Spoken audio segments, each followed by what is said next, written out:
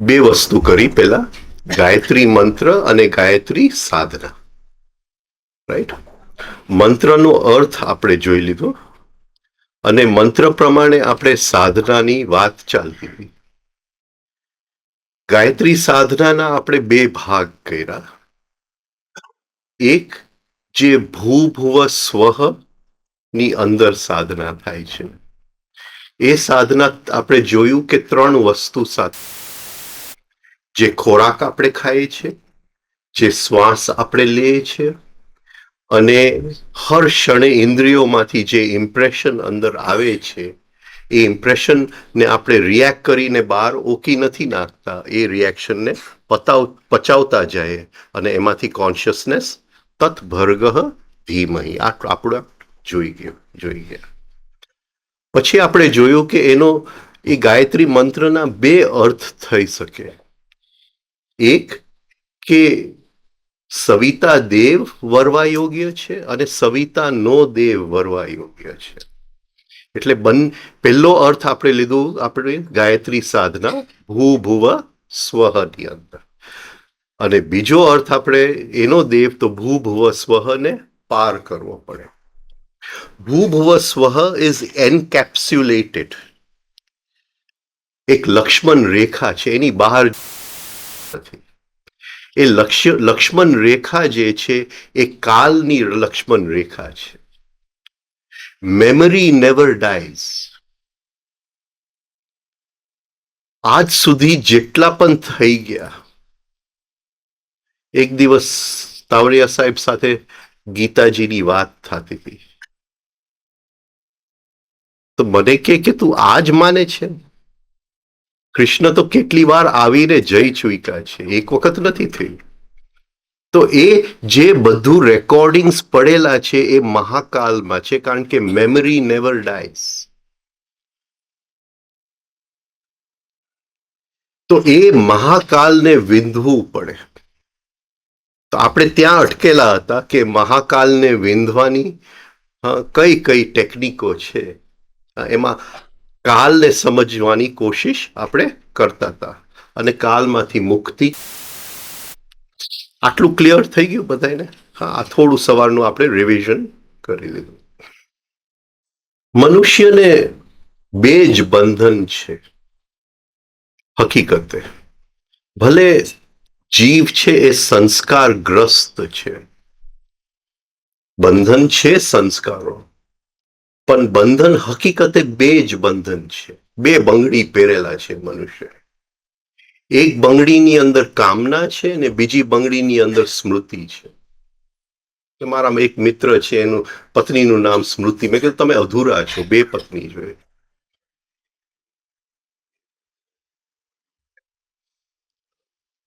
તો આ જો આપણે સમજી લઈએ કે કામના શું વસ્તુ છે અને સ્મૃતિ શું વસ્તુ છે, તો કાલની ગતિ આપણે સમજી શકીએ.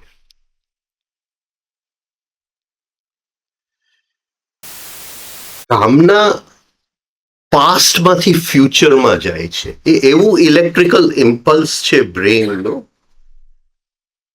જે ભૂતકાળમાંથી ભવિષ્યકાળમાં જાય છે. મારે આવતીકાલે આ જોઈએ છે, એ કામના છે.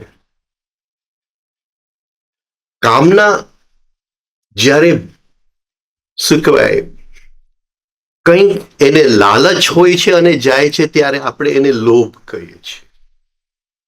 કંઈક એને માલિકી કરવું છું, ત્યારે આપણે એને પોઝેસિવનેસ કહીએ છીએ. આ બધી કામનાની ગતિ છે. પણ કામના પહેલા કંઈક આપણને મોહિત કરી જાય છે, એટલે કામના આગળ ચાલે છે. એ જે મોહિત કરી જાય છે એને એ ઓરિજિનલ સંગ છે, એને આઈડેન્ટિફિકેશન કહેવાય કે હિપ્નોટાઇઝ થઈ ગયો, આ વસ્તુની મને કામના થઈ. તો એક બ્રેઇનનું ઇલેક્ટ્રિકલ ઇમ્પલ્સ ચાલે છે from the past to the future, એને આપણે ડિઝાયર કહીએ છીએ.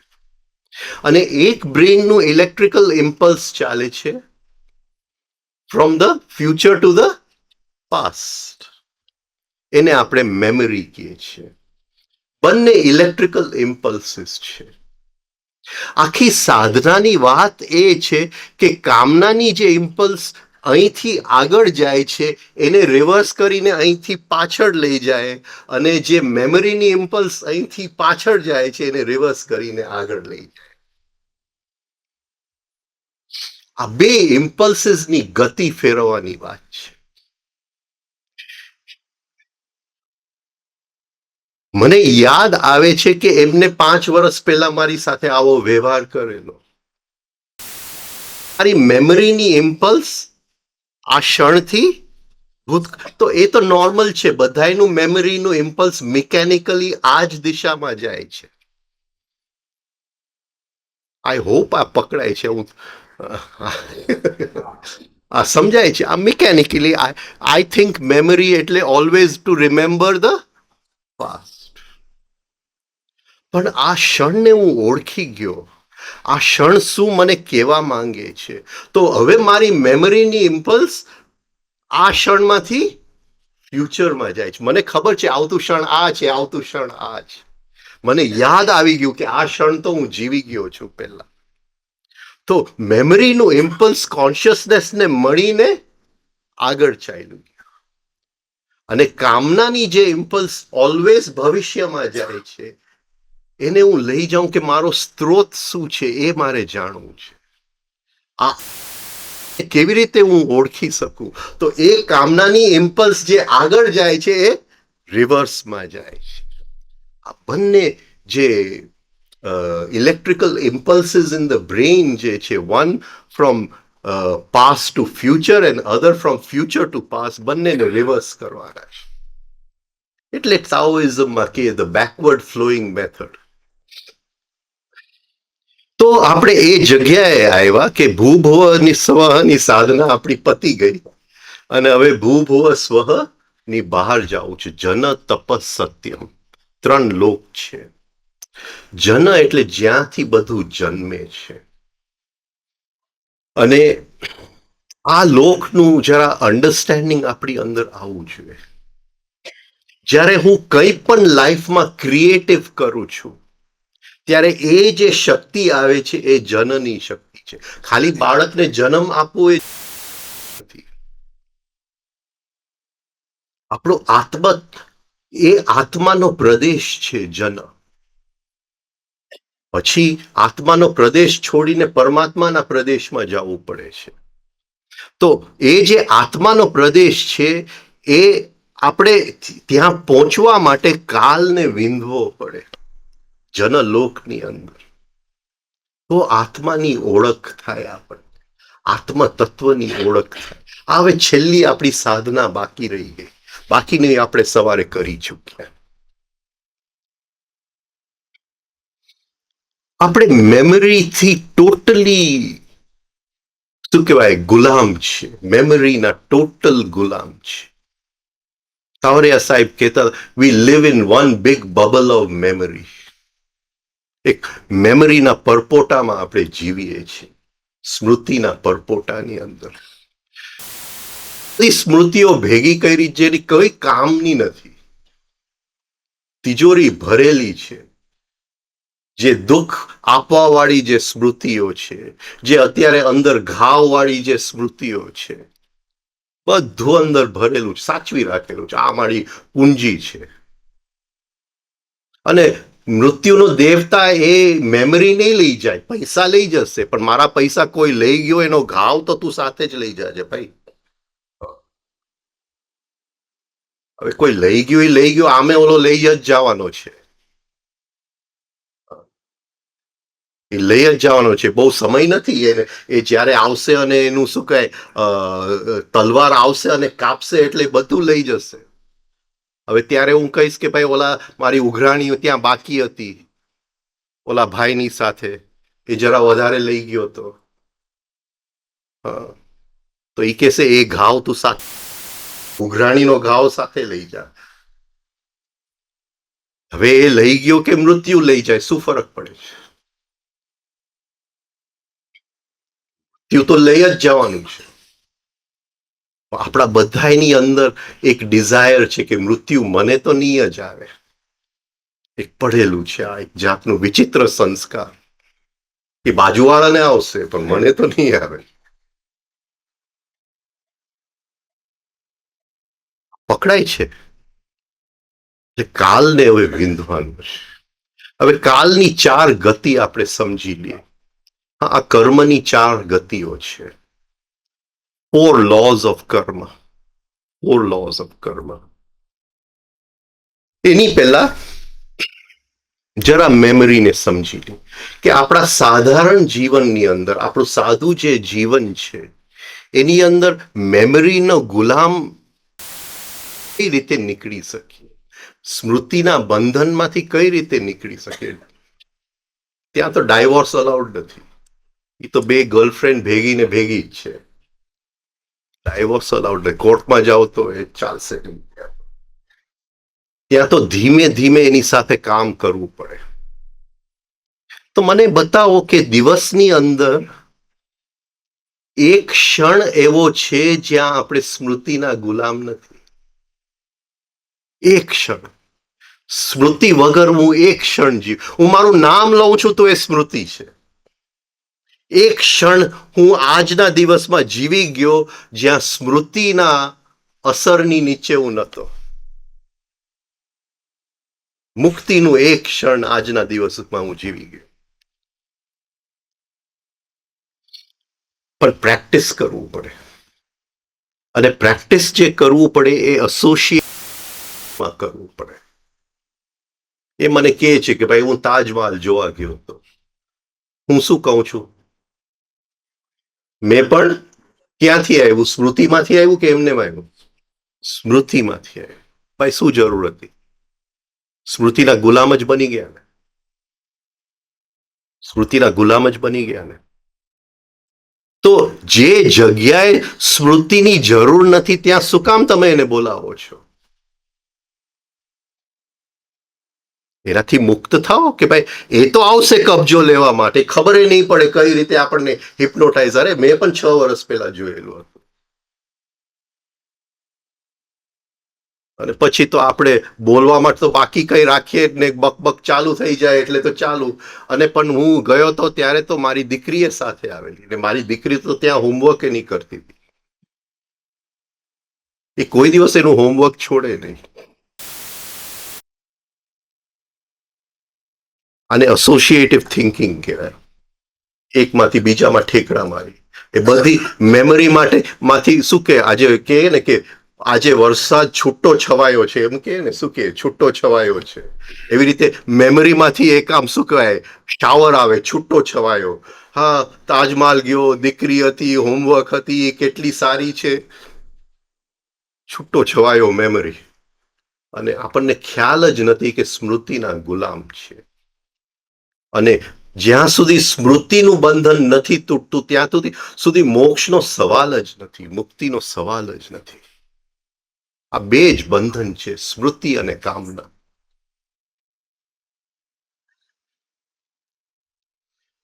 તો પ્રેક્ટિસ કરતા જાઓ.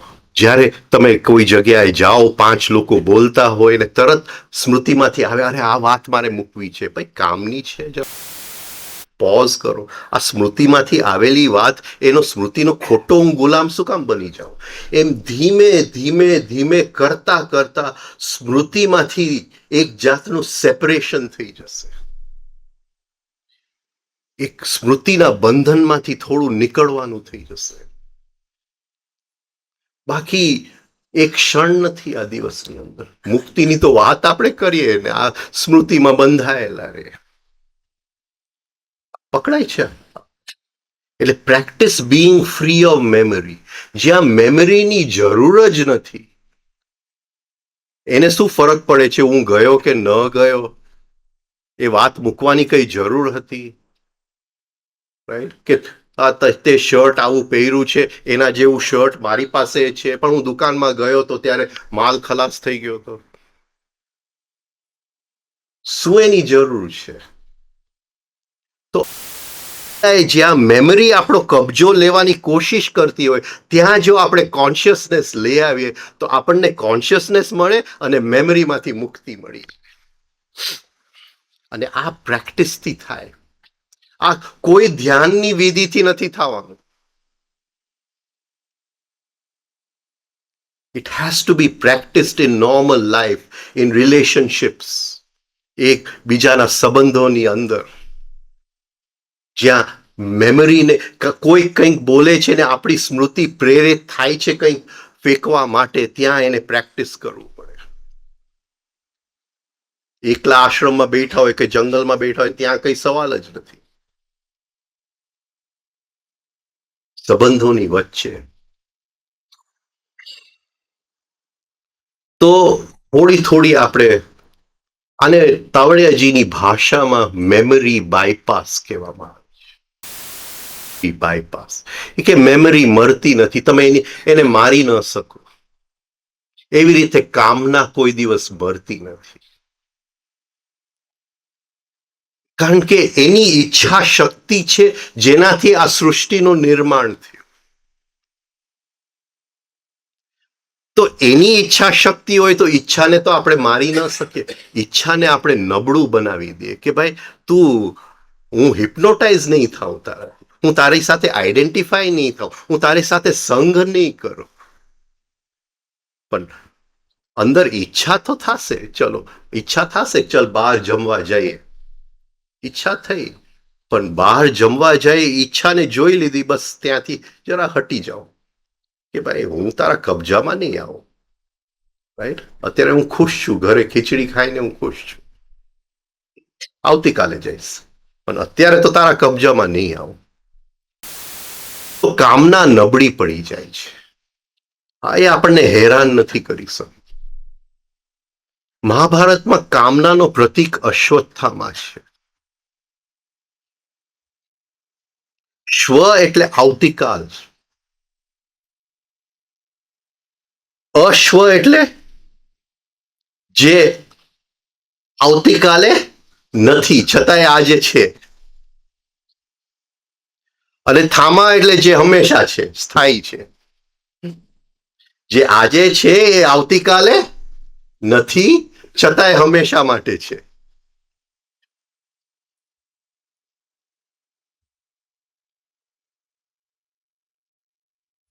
આજે એક ઈચ્છા થઈ બહાર જમવા જવાની, પણ આવતીકાલે એ ઈચ્છા નથી, આવતીકાલે શર્ટ લેવાની ઈચ્છા છે. આ સમજાય છે? તો આજે જે છે એ આવતીકાલે નથી, પણ એ થાય છે, એટલે એનું નામ છે અશ્વત્થામા.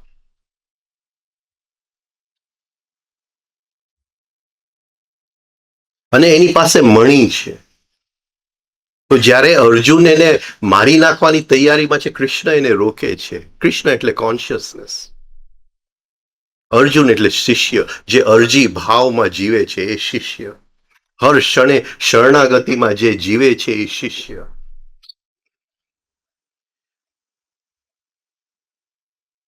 તો અર્જુન એને મારી નાખવાની તૈયારીમાં છે, કૃષ્ણ રોકે છે કે ભાઈ તું એને મારી ન શકે, એને ન મરાય, પણ એનો મણી લઈ લે, એટલે કામનાની જે પાવર છે એને તું ખેંચી લે, એ નબળો પડી જશે, પછી એ કંઈ કરી નહીં શકે. એટલે કામનાને આપણે એનું મણી છીની લઈએ, એની અંદર જે શક્તિ છે એ છીનવી લઈએ. હવે જરાક આને જરાક સમજી લે, બહુ ઉપયોગી છે સાધનાની અંદર, જો સરખી રીતે સમજી લે.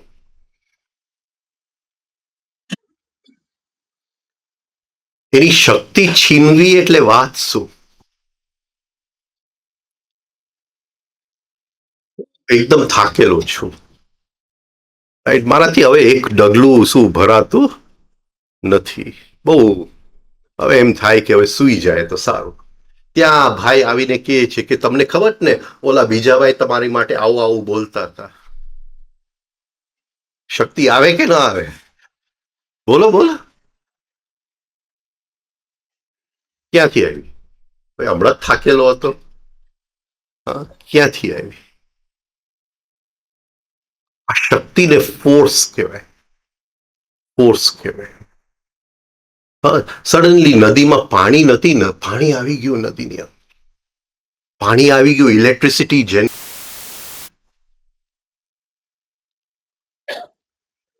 એટલે જે શાણો માણસ હોય ને, રાઈટ, એ એનો ઉપયોગ કરી લે, શક્તિ લઈ લે અને ઓલી વાત મૂકી દે, એની સાથે મારે કઈ વાંધો નથી, પણ એના નિમિત્તે શક્તિ તો આવી ગઈ. સમજાય છે?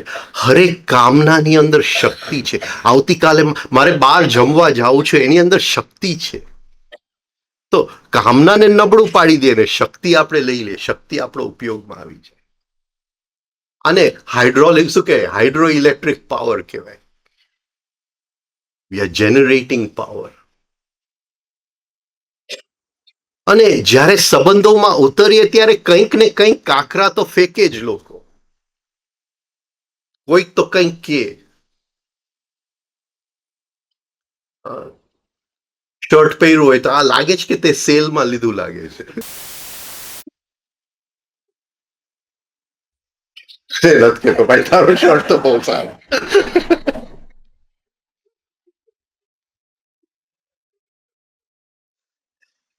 એટલે તરત જ અંદર રિએક્શન આવે ને રિએક્શન માટે શક્તિની જરૂર પડે. બસ એ વખતે આપણે કોન્શિયસ બનીએ, થોડાક સાઈડમાં ઉતરીએ, શક્તિ છીનવી લઈએ, જે નિમિત્તે આવ્યું એને ત્યાગ કરી. આ કરતા જાશું તો આપણી અધ્યાત્મની યાત્રા એકદમ સ્પીડમાં ચાલે. કામનામાંથી શક્તિ છીનવી લેવાની. તો કામના મળતી નથી, પણ એને આપણે નબળી કરી શકીએ. એનું મણી છીનવી લેવાનું. અશ્વત્થામાનું મણી છીનવી લેવું પડે.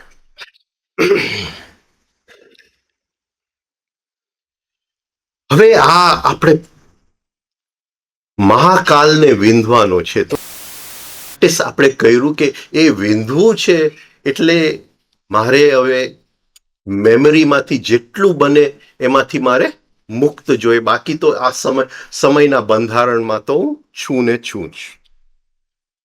એટલે સવારથી સાંજ હું અવેર રહેતો જાઉં, ક્યાં ક્યાં મને સ્મૃતિ ખેંચી જાય છે, અને ત્યાં હું અવેર રહી અને એમાંથી મુક્ત થવાની કોશિશ કરતો જાઉં. જેવું આપણે 3 મહિના 6 મહિના કરશું, અંદર ફ્લેશેસ આવશે અમુક ક્ષણના, જ્યારે આપણે સ્મૃતિમાંથી તદ્દન મુક્ત છે. એ બહુ અદ્ભુત એક સ્થિતિ છે. તો એ આપણે પ્રેક્ટિસ કરવું પડે.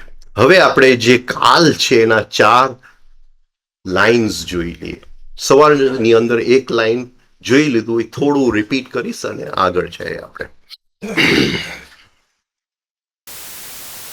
પહેલી લીટી છે જ્યાં બધું મિકેનિકલી ચાલે છે. આપણા લાઈફમાં બધું મિકેનિકલી જ ચાલે છે. એને આપણે નામ આપશું the law of accident.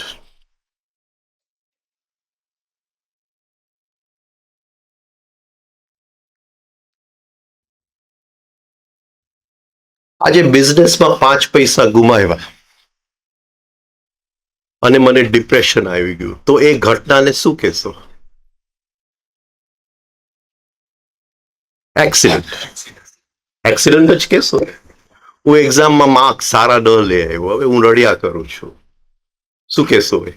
Accident. Right. હર ક્ષણે આપણને ગમો અણગમો થયા જ કરે છે. એ શું છે? એક્સિડન્ટ. હર ક્ષણે આપણે એક્સિડન્ટમાં જીવીએ છીએ. જે બને છે એ એક્સિડન્ટ સિવાય કંઈ નથી, અને હરેક એક્સિડન્ટ મિકેનિકલ જ છે. આ આપણી કર્મની લીટી છે. Everything that happens in our life is an accident. Accident એ રીતે કારણ કે એ જે બને છે એના રિએક્શનમાં આપણને સારું લાગે છે કે ખરાબ લાગે છે. સારા માર્કે પાસ થઈ તો મૂડ સારો છે, ખરાબ માર્કે પાસ થઈ તો મૂડ ખરાબ છે. બંને એક્સિડન્ટ જ છે. રાઈટ. આપણે બહારની ઘટના ઉપર આપણું ખુશી નિર્ભર છે. બહારની ઘટના ઉપર આપણી ખુશી નિર્ભર છે અને એ ઘટના ન બને તો આપણને દુઃખ થાય. હવે આ લો ની અંદર આપણે જોયું કે આપણે આ રસ્તે ચાલતા જાય છે અને જુદી જુદી ઘટનાઓ છે. જુદી જુદી ઘટનાઓ છે.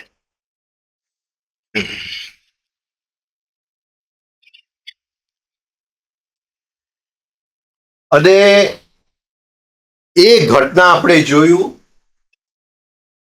કે આપણું જે સ્પેક્ટ્રમ છે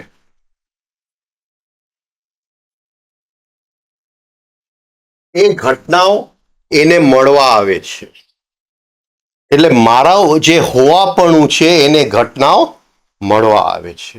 મારા હોવાપણાની અંદર સંસ્કારના પેટર્ન્સ છે, જેમ કોમ્પ્યુટરની અંદર સોફ્ટવેરના પેટર્ન્સ છે મારા હોવાપણાની અંદર. એટલે જે ઘટના મને જીવનમાં મળવા આવે છે એ મારા જે પેટર્ન્સ છે એના આમંત્રણથી આવે છે. પણ પેટર્ન્સની અંદર શું કહેવાય, થોડી સ્પેક્ટ્રમ છે. એટલે કોઈક હું થોડોક અવેર વધારે હોઉં તો આ ઘટના આવે, ઓછો હોઉં તો આ ઘટના આવે. સી કર્મ અકાઉન્ટન્સી નથી. કર્મ અકાઉન્ટન્સી નથી. રાઈટ? હું એમને દુઃખ પહોંચાડું છું, હું એને દુઃખ પહોંચાડું છું, એનો મતલબ એ નહીં કે કોઈ મને દુઃખ પહોંચાડવા આવશે. એ અકાઉન્ટન્સી નથી, બેલેન્સિંગ ઓફ અકાઉન્ટ્સ નથી. એ બેલેન્સ જુદી રીતે થાય છે. એને દુઃખ પહોંચાડવા પાછળ મારો હેતુ શું હતો? જ્યારે એક ડોક્ટર પણ દુઃખ પહોંચાડે છે પણ એની પાછળ એનો હેતુ જુદું હોય છે. રાઈટ? એક ગુરુ પણ શિષ્યને દુઃખી જ કરે છે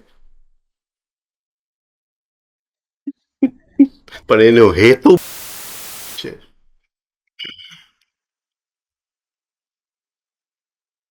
નથી. શિષ્ય તરીકે જીવવું બહુ અઘરું છે, અતિશય અઘરું. કારણ કે એક ક્ષણ માટે આપણે કોન્શિયસનેસ ચૂકી ગયા એટલે એ જ ક્ષણે થપાટ લાગે આપણને. અને એ રાહ જોતો હોય કે આ ક્યારે પડે છે ત્યારે જ મારું. જ્યારે આપણે સારું કોન્શિયસ હોય ત્યારે તો એ આવીને કઈ બોલે જ નહીં. એટલે બહુ અઘરું છે ગુરુ પાસે રહેવું. પણ આ બધા સંબંધોની અંદર જે સૌથી બ્યુટીફુલ સંબંધ છે એ ગુરુ અને શિષ્ય વચ્ચેનો છે. સૌથી ઊંચો સંબંધ છે. કારણ કે ગુરુ હરેક સંબંધ જીવડાવે છે. એ કોઈક વખત માં જેવો હોય છે, એ કોઈક વખત ભાઈ જેવો હોય છે, એ કોઈક વખત સાવ મિત્રતામાં આમ નજીકમાં નજીક મિત્ર જેવો થઈ જાય છે. કોઈ વખતે દૂર આપણા પરદાદા હોય ને ક્યાંક શું કહેવાય દૂરથી કોઈક બીજા ગ્રહમાંથી બોલતા હોય એવી રીતે રૂપ લઈ લે છે. સંબંધ ગુરુની અંદર સમાયેલા છે.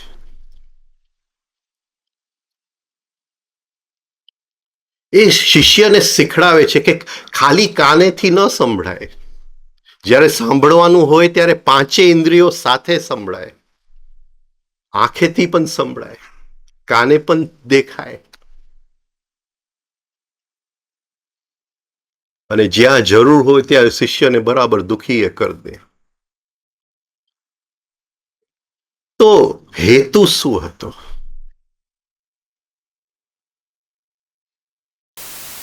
પાછળનો હું એક મોટું ડોનેશન આપું છું. હું કહું છું કે આ મેં કેટલું સારું કામ કર્યું. તો હેતુ એ હતો કે હું સારો વ્યક્તિ છું, એ વધારે સારો બની જાઉં પિક્ચરની અંદર. મને ડોનેશનનું કર્મ નથી લાગતું, અહમનું કર્મ લાગે છે. પકડાય છે એવું શું કહેવા માંગુ છું? કયો કર્મ લાગે છે. એટલે કર્મ જે મળવા આવે છે એ ઘટનાની રૂપ જીવને મળવા આવે છે આ જગ્યા, અને જીવની અંદર જે બંધારણ છે એ ઘટનાને આમંત્રિત કરે છે. આટલું પકડાઈ ગયું આપણી. હા, સવારની આટલી વાત થઈ. અને એની અંદર આપણે જે દાખલો લીધો હોય ગુસ્સાનો, પણ ખાલી ગુસ્સાનો નહીં, કોઈ પણ આપણે લઈ શકીએ. કોઈ પણ દાખલો લઈ શકીએ. તો આ લો એક્સિડન્ટ, લો એક્સિડન્ટ. હવે આપણે જોયું કે આ પોઈન્ટે રિએક્શન આવ્યું, પોઈન્ટે રિએક્શન આવ્યું. એટલે રિએક્શન આવ્યું એટલે મારી પાસે મેં પહેલેથી 100 વાર ગુસ્સો કરેલા હતા, એટલે 100 ગુસ્સા ભરેલા હતા તિજોરીમાંથી. એમાંથી એક ગુસ્સો બહાર નીકળ્યો. આ જગ્યાએ રિએક્શન થયું. એ રિએક્શન થયું એટલે એક એમાં ઉમેર્યા, એટલે 2 અંદર ગયા. હા, 101. રાઈટ. હવે આ જગ્યાએ મેં કીધું કે મારે ગુસ્સા સાથે ચાલવું નથી. હું કહું છું કે ભાઈ તું આવે, હા, પણ હું તારી સાથે પિક્ચર જોવા નહીં આવું. અત્યારે ટાઈમ મારો સુવાનો ટાઈમ છે ભાઈ, તારી સાથે નહીં આવું. એટલે તારી સાથે હું સંગ કરવા તૈયાર નથી. કૃષ્ણ કહે છે ને ગીતાની અંદર, ધ્યાયતે વિષયાન પુંસ સંગસ્તે સુપજાયતે. માણસનું ધ્યાન વિષય ઉપર પડે છે અને પછી સંગ થઈ જાય છે. એટલે હું ગુસ્સાને કહું છું, હા, તારી સાથે હું સંગ કરવા તૈયાર નથી. રાઈટ. એટલે એ જે ગુસ્સો અંદરથી એક આવ્યો એ ત્યાં ને ત્યાં મરી જાય છે, અંદર 99 રહી જાય છે. મારું જે સંસ્કારનું માળખું હતું એ બદલાઈ ગયું. આ પકડાય છે. મારું લેવલ ઓફ બીઈંગ બદલાઈ ગયું. તાવડિયાજી કહે છે મારું સ્પેક્ટ્રમ, મારું સ્ટ્રક્ચર ઓફ એક્સેપ્ટન્સ બદલાઈ ગયું. ખ્યાલ આવી ગયો. એટલે હવે આ ઘટનાઓ સોને મળવા આવવાના હતા, હવે એ આવી ન શકે કારણ કે એ સો ત્યાં રહ્યા નથી. હવે જે ઘટના મારા જીવનમાં આવશે એ નવા ઘટનાઓ આવશે. હવે પકડાય છે હું શું કહેવા માંગુ છું. રાઈટ. હું ઉપર ઉઠી ગયો. હા, ભગવાન બુદ્ધ કહે છે કે દુઃખ છે, દુઃખનું કારણ છે, એ કારણનું મૂળ જાણી શકાય છે અને દૂર કરી શકાય છે. અને એ મૂળ જો દૂર થાય તો આવતીકાલે જે દુઃખ આવવાનું હતું એ આવશે નહીં. આ એના 4 નોબલ ટ્રુથ્સ બુદ્ધના. હા, એના 4 મેઇન સત્ય જે કહે છે બુદ્ધના. બરાબર છે. એટલે આપણે જોયું દુઃખ છે, દુઃખનું કારણ છે, એ કારણ જાણી શકાય છે, એ દૂર કરી શકાય છે. એ દૂર થયા એટલે આપણી લીટી ઊંચી ગઈ. આવનારું જે દુઃખ હતું એમાંથી આપણને મુક્તિ મળ્યા. હા, હેયમ દુઃખમ અનાગતમ. હા, જે દુઃખ આવતીકાલે આવવાનું હતું એમાંથી આપણને મુક્તિ મળી ગઈ. આ પકડાયું? આ બધાયું? તો આ first line of karma is the law of accident, જેમાં અને મરી જાય છે. હવે second line of karma, law of cause and effect. Law of cause and effect.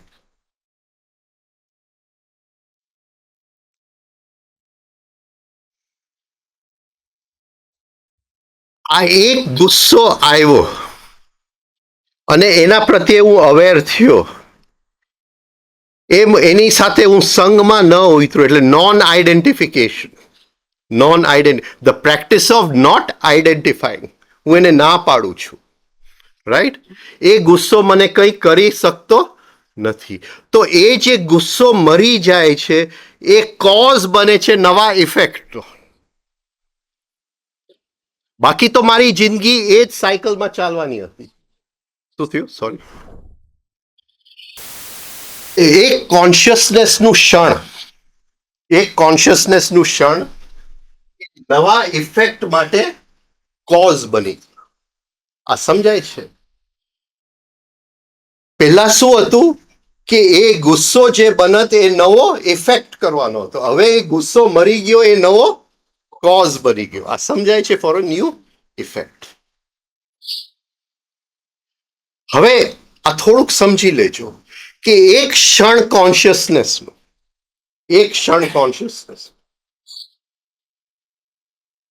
એની અંદર ગરમી છે કોન્શિયસનેસની અંદર. એટલે ગરમીની અંદર એક્સપેન્શન થાય. ગરમી એટલે દાજે એવી ગરમી નહીં, રાઈટ, પણ એક અન્ડરસ્ટેન્ડિંગનો પ્રકાશ છે, સમજણનો પ્રકાશ છે, ત્યાં ત્યાં બુદ્ધિનો વિકાસ છે. તો કદાચ મારા લાઈફમાં બીજો કોઈ પણ ક્ષણ કોન્શિયસનેસનો ન આવે, હું ભૂલી જાઉં, અરે આ ક્યાં આ બધી સાધના કરવી, એના કરતા પાછો ચલ ને સંસારમાં ચાલ્યો, આ સંસાર સારું હતું. તો આ જે એક ક્ષણ મારો કોન્શિયસનેસનો હતો, એ ફરીથી જ્યારે હું આ લાઈનમાં ચાલતો હોઈશ, તો અહીંથી આમ ચાલ્યો, પણ આ ક્ષણે આ લાઈનની અંદર એની ગરમી પહોંચશે. એટલે જે વખતે ફરીથી હું આગળ વધતો હોઈશ, આપણે કોઈ બીજો જન્મ, આ એક ક્ષણ ઓફ કોન્શિયસનેસ ત્યાં પ્રવેશ કરશે અને અંદરથી જે આત્મા છે એ ચીખ પાડશે કે તું શું આ બહારના સંસારમાં ફસાયેલો છે, તું જરાક અંદર મારી તરફ જો.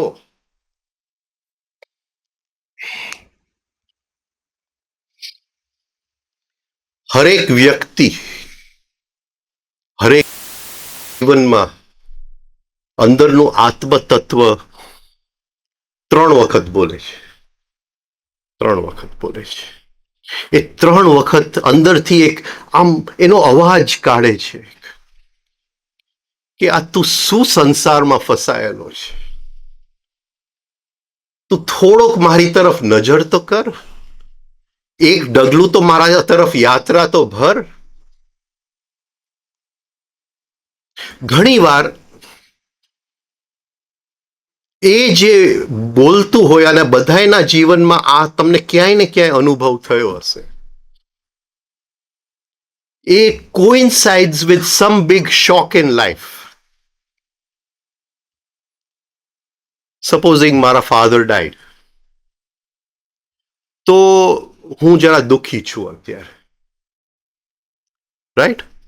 દુઃખી છું તો એ આત્મતત્વ કે આ દુઃખની અંદર જો હું ચીખ પાડીશ તો કદાચ સાંભળી લેશે, બાકી આ સંસારમાં તો શું કહેવાય મશગુલ હશે, તો એ અત્યારે થોડો વલ્નરેબલ છે, શું કહેશું એને, રિસેપ્ટિવ છે, શું કહેશું ગુજરાતીમાં એને, ગ્રહણશીલ છે.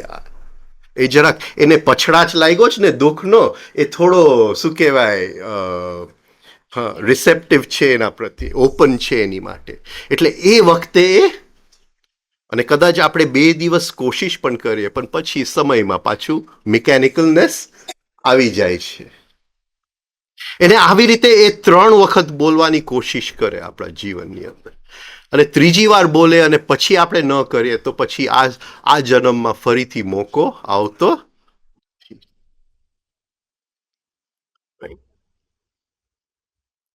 હવે એની અંદર એક એક્સ્ટ્રા રૂલ છે કે જો આપણે એને સાંભળી લઈએ અને ગાંધારી બની જાય, આંખ આડા કાન કરી નાખીએ. બિચારા ધૃતરાષ્ટ્રને તો દેખાતું નતું, એ આંધળો હતો, પણ ઓલીને તો દેખાતું હતું, પણ એને આંખ આડા કાન કરી નાખ્યા, રાઈટ. એને સત્ય જોવા નથી માંગતી, રાઈટ. એના વરને તો દેખાતું નતું, આ તો જાણતી હતી છતાંય જોવા નથી માંગતી, રાઈટ. એટલે આપણે આંખ આડા કાન કરી નાખીએ કે આ કોણ અંદરથી વળી બોલે છે. તો એક વખત એની સાથે આંખ આડા કાન થઈ જાય તો એ 2,500 વર્ષ પછી બોલે છે, રાઈટ. તો એ અંદરનું, તો આ એક પોઈન્ટ છે આપણા લાઈફમાં કે જ્યારે આપણે અહીંયા છીએ, પણ ઓલરેડી આ કોઝ, આવનાર જે આપણો જન્મ છે એનો કોઝ અત્યારથી આપણે વાવી દીધો, કોઝ જેનું ઇફેક્ટ આપણને આવવાનું છે. આ બહુ મોટી વાત છે. કોન્શિયસનેસની શક્તિનું આમ કંઈક થોડું આપણને ભાન પડે, રાઈટ. તો હવે પણ હું ક્ષણે ક્ષણે હું જાગતો જાઉં છું અને સંસ્કારમાંથી મુક્તિ મેળવતો જાઉં છું, તો હું લો ઓફ કોઝ એન્ડ ઇફેક્ટમાં આગળ વધતો જાઉં છું ને વધતો જાઉં છું. યોગ સૂત્ર કે તદા દ્રષ્ટુ સ્વરૂપે અવસ્થાનમ, સ્વરૂપ તરફની એક એક અવસ્થા હું પાર કરતો જાઉં છું.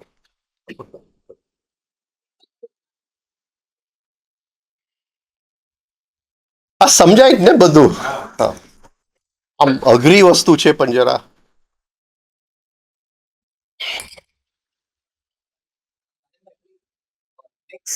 જન્મની વાત નથી ને, કેમ કે જે સેમ પેટર્ન છે આ જન્મ પણ મલ્ટિપલ ટાઈમ્સ રિપીટ થઈ છે. થાય છે. એકવાર પેટર્નમાં કોન્શિયસનેસ લાવી દીધું તો every time the pattern repeats he. હા પણ એવું છે કે આમાં લોગરિધમિક સ્કેલ છે. આ સમજાય છે?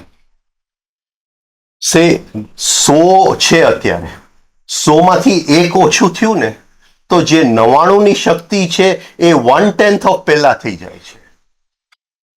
લોગરિધમિક સ્કેલ થઈ જાય છે. એવું નહીં કે 1% ઓછું થયું. આપણે આમ લોજિકલ માઇન્ડ એમ કહે ને કે 1% ઓછું થયું. 1% ઓછું ન થયું, 90% ઓછું થયું. કારણ કે સિંહ શું કહેવાય, લોહી ચાકી ગયો. હા સમજાય છે? સિંહ લોહી ચાખી ગયો. એ જોયે ને નેશનલ જ્યોગ્રાફિક પર એ સિંહના બાળકોને કેમ એ ધીમે ધીમે ટ્રેન થાય શિકાર કરવા. પેલા શિકાર એમાં નિષ્ફળ જાય છે અને પછી આમ એકદમ એક્સપર્ટ થઈ જાય છે શિકાર. નેશનલ જ્યોગ્રાફિકમાં બતાવતા હોય છે. રીતે એ અહીંની ગણતરી જુદી છે, રાઈટ? એક કારણ કે મોક્ષ હું ચાખી ગયો એકવાર. ભલે એક ક્ષણ માટે પહાડ ઉપરનો પ્રકાશ દેખાયો મને, પણ હવે ખબર છે કે શું ક્યાં જવાનું છે ને ક્યાં પ્રકાશ છે. હવે નિશ્ચિત છું. આ સમજાય છે હું શું કહેવા માંગે? હવે 99 એટલે એનો કોઈ શક્તિ જ નથી કે અનલેસ કે હું સાવ મૂળ માણસ હોઉં. હવે આ કરતા કરતા થોડો સાયન્સનો ખ્યાલ આવે, અને એ જે સાયન્સ છે એ મુદ્રાઓનો સાયન્સ છે. આંગળીઓની મુદ્રા નહીં, ચિત્તની મુદ્રા. ચિત્તની મુદ્રા. ચિત્તની મુદ્રા જ્યારે આવે છે ત્યારે આંગળીઓમાં એ કોઈ વાર આવી જાય છે, શરીરમાં આવી જાય છે, એ જુદી વાત છે. શું સાયન્સ આ હોય? બોલ હવે આઈઆઈટી બોલ. હા તો બોલ ને હવે તને, એટલે તો હું તને પૂછું છું. અંદરની તમારી ચિત્તની કઈ સ્થિતિ હોય અને એ સ્થિતિ પછી આ જ એક્ઝેક્ટ પરિસ્થિતિ. એક્ઝેક્ટલી. ત્રીજું લાઈન છે the law of fate. Law of fat.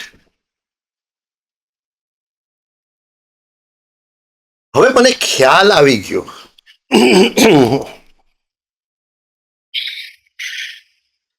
ઘણા વર્ષો, એટલે 7-8 વર્ષ થઈ ગયા આશ્રમની અંદર આ સેલ્ફ ઓબ્ઝર્વેશનના લેક્ચર્સ લેતો હતો. તો એક સાધક જે આશ્રમમાં હતો એ મને આવીને કહી ગયો કે મારા ઓબ્ઝર્વેશનમાં આવ્યું છે કે સવારે ઉઠી અને 1 કલાક હું એકદમ અવેર રહીને કોઈ નેગેટિવ ન દઉં તો આવનારા 3 દિવસમાં જે ઘટનાઓ આવે છે, અને આજે નેગેટિવ વિચારો ઘર કરી ગયા. ગઈકાલે એમને મને ગાળ આપી દીધી, સવારે ઉઠીને યાદ આવી ગયું, એટલે વિચારો તલવાર લઈને એની ઉપર મનમાં મચી પડ્યો હતો હું. રાઈટ? તો આવનાર 3 દિવસમાં જે ઘટનાઓ બને છે કે મેં કેટલા વખતથી ઓબ્ઝર્વ કર્યું છે, આખી ક્વોલિટી જ અલગ હોય છે. જ્યારે નેગેટિવ વિચાર સવારના 1 કલાકમાં આવે છે ત્યારે ઘટનાઓની ક્વોલિટી એકદમ લો હોય છે, જે આપણને સંસારમાં વધારે ખેંચી જાય એવી, આપણી અંદર રિએક્શન વધારે ઉત્પન્ન કરે એવી. નહીં કે સવારે 1 કલાક સરખો અભ્યાસ કર્યો કે એક પણ નેગેટિવ વિચાર, તો આવનારા 3 દિવસમાં જે ઘટનાઓ આવે છે એની ક્વોલિટી આખી બદલાઈ જાય છે. એટલો આનંદ આવે છે કે જીવવામાં. હવે આ તો સીધી એક એ સમજી ગયો, લો ઓફ કોઝ એન્ડ ઇફેક્ટમાંથી એનો સાયન્સ સમજી ગયો.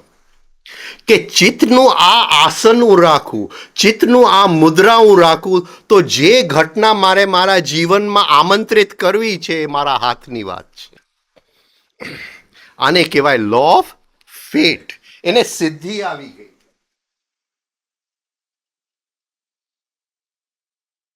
એને સિદ્ધિ આવી ગઈ કે એ ચિત્તનું એવું આસન લઈ લે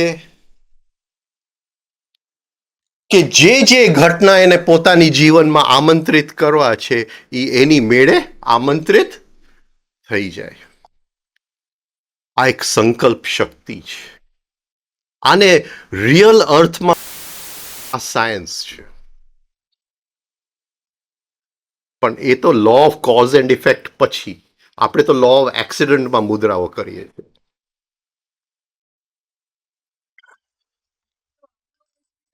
રિવોર્ડ અને પનિશમેન્ટ વાળી જ વાત થઈ કે મારે આ ઘટનાઓ આ રીતે સારી આવે મારી સાથે એટલે હું આ કરું. પરિણામમાં એ સમજી ગયો, એ સાયન્સ સમજી ગયો, એ એટલો ઉપર ઉઠી ગયો. હવે આ આખી જે આના જેવું છે કે મારે આ પહાડ ચડવું છે, તો પહાડ ચડવું છે, વચ્ચે મારે વેલીમાંથી જવું પડે, રાઈટ? અને વેલીમાંથી એવી એક શું કહેવાય સીનરી આવે જ્યાં બધું સરસ છે, બધું સુગંધિત છે, ફર્સ્ટ ક્લાસ ઝરણાઓ છે. એટલે મને એમ થાય કે અહીંયા રોકાઈ જાઓ. આ પહાડ ચડીને કોણ સત્ય જાણવા માંગે? સત્ય ડ્રાય વસ્તુ છે. એના કરતા રહી જાઓ ને. વ્રજ વાલું રે વૈકુંઠ નહીં આવો.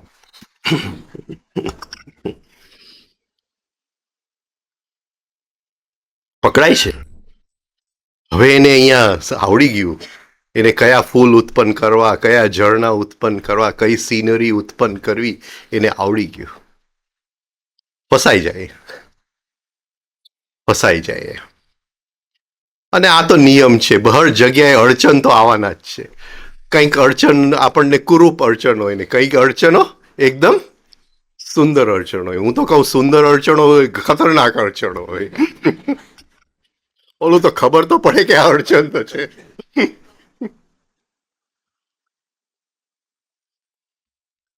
એટલે થર્ડ જે લાઈન છે લો ઓફ ફેટ. અને પછી એને ખ્યાલ આવે કે હું ઇન્વાઇટ પણ કરું છું તો એ પણ એક જાતનું અહમ જ છે. હું માંગુ છું કે આ ઘટના મારા જીવનમાં આવે, પણ એ માંગવા વાળો તો અહમ જ માંગવા વાળો છે કે આ અહમને મારે સાચવીને કરવું શું. એટલે એ અહમનો એ ત્યાગ. અને છેલ્લું છે લો ઓફ ડેસ્ટિની.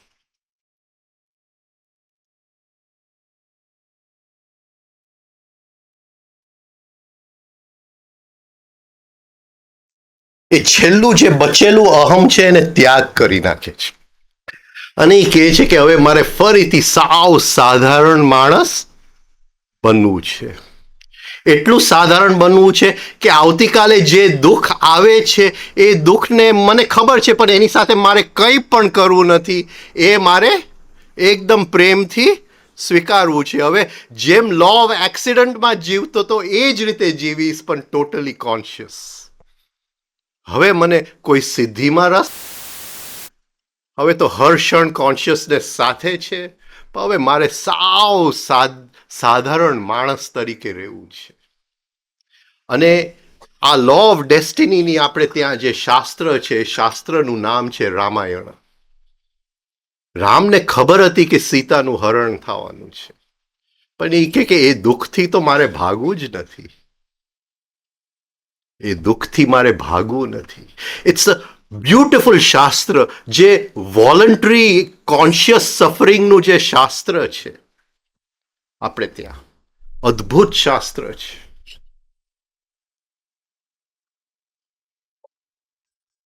એમ સ્ટોરી છે ને કે એક દિવસ પાર્વતીએ એનો ટેસ્ટ લીધો. આ સીતાનું રૂપ લઈને આવી. એને ખબર હતી, એવું નથી, ઓળખી શકતા હતા, પણ એ કે એ દુઃખથી ભાગવું. લો ઓફ એક્સિડન્ટનો બેઝિક જે પાયો છે કે આખી જિંદગી આપણે શું કર્યું, દુઃખથી દૂર ભાગ્યા, સુખની પાછળ ભાગ્યું. આ લો ઓફ એક્સિડન્ટનો બેઝિક નિયમ છે. હવે રામ ભગવાન કહે છે કે જે દુઃખ આવે છે હું એને પ્રેમથી સ્વીકાર કરવા તૈયાર છું, અને એની માટે સાધારણ માણસની જેમ જે લડવાનું હોય, જે કરવાનું હોય હું કરવા તૈયાર છું. The law of destiny. હવે એને કોઈ પણ શું કહેવાય ઓલી આધ્યાત્મિક ઊંચાઈમાં રસ નથી. પહાડ ઉપરથી ચડીને ફરીથી નીચે જમીન ઉપર આ જોઈ લીધું. હવે જે જોવાનું હતું સત્ય જોવાઈ ગયું, વાત પતી ગઈ. હવે એની જગ્યાએ છે.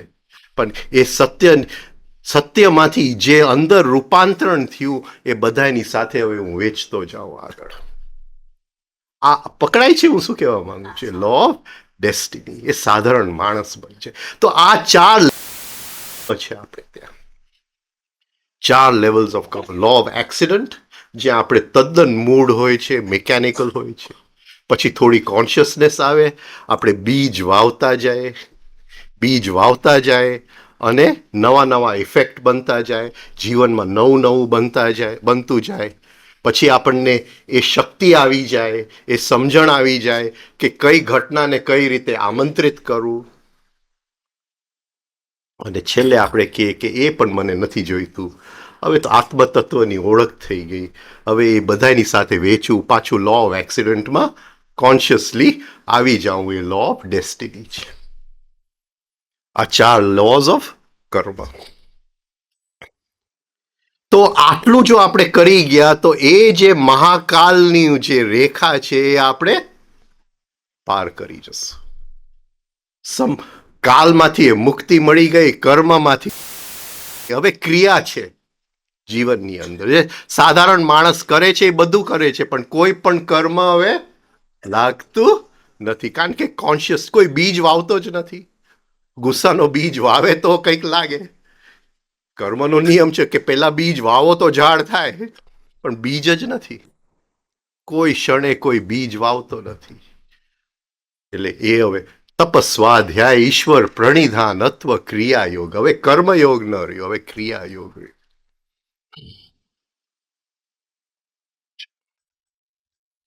તો આ રીતે આપણે ગાયત્રી મંત્ર એનો અર્થ આપણે કાઢ્યો. સવિતા દેવસ્ય વરેણ્યમ. આ ભૂભુવ સ્વહમાં સવિતા દેવ વરવા યોગ્ય છે.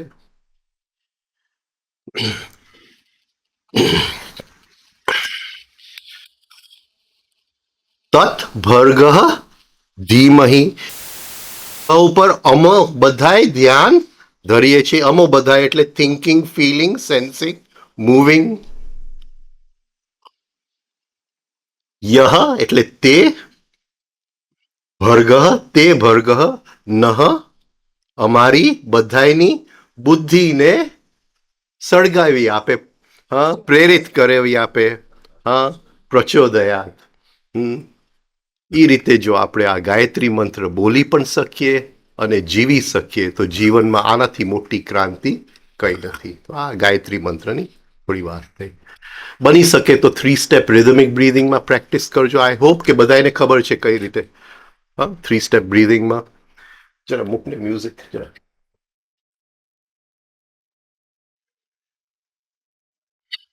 રોજ રાતે સૂતા પહેલા ખાટલા ઉપર બેસી જાજો. 20 મિનિટનો ટાઈમર મૂકજો. માળા નહીં ગણતા.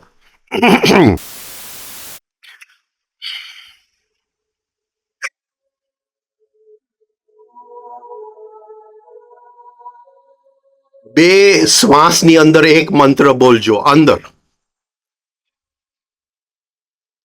1 2 3 5 6. 1 2 3 5 6. 2 મંત્ર થયા. 2 માળા આપણે 2 શ્વાસ થયા. ઓમ ભૂભુવ સ્વઃ તત્સવિતુ વરેણ્યમ ભર્ગો દેવસ્ય ધીમહિ ધિયો યો ન પ્રચોદયાત. 2 શ્વાસની અંદર એક મંત્ર થશે. શ્વાસે રહેશે, રિધમે રહેશે, ગાયત્રી રહેશે. 3નું મિલન થશે. એ કરતા કરતા 20 મિનિટ કરી અને 3 સ્ટેપ રિધમિક બ્રીધિંગ કરતા સૂઈ જાજો. આખી રાતમાં એ ગાયત્રીના વાઇબ્રેશન્સ આપણા લોહીની અંદર ટિશ્યુની અંદર, આપણા નર્વસ સેલ્સની અંદર એ પ્રવેશવાનો આપણે ટાઈમ આપશું. જો સવારે કરીને સીધા કામ પર જશું તો વેડફાઈ જશે બધું. રાઈટ? તો આ રીતે રાતે કરજો. ઓકે.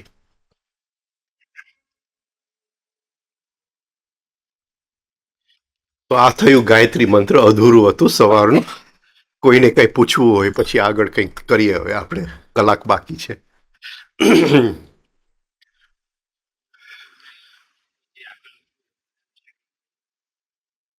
જન તપ સત્યમ. જન એટલે આત્મા, તપ એટલે વ્યક્ત પરમાત્મા, અને સત્યમ એટલે અવ્યક્ત પરમાત્મા. હવે એના વિશે હું શું બોલી શકું? તમે કહો મને. હા, જે પ્રેક્ટિકલ પાર્ટ હતું મેં લઈ લીધું. પ્રેક્ટિકલ પાર્ટ લઈ લીધું.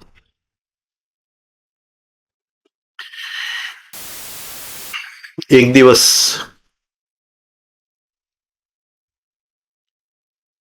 તપની વાત કરું છું. જનમાંથી તપ, આત્મામાંથી. તો એક દિવસ તાવરિયા સાહેબે મને બોલાવ્યો. તો પારસી હતા. કે તને ખબર છે કે અંતિમ મંત્ર શું છે? તપ એટલે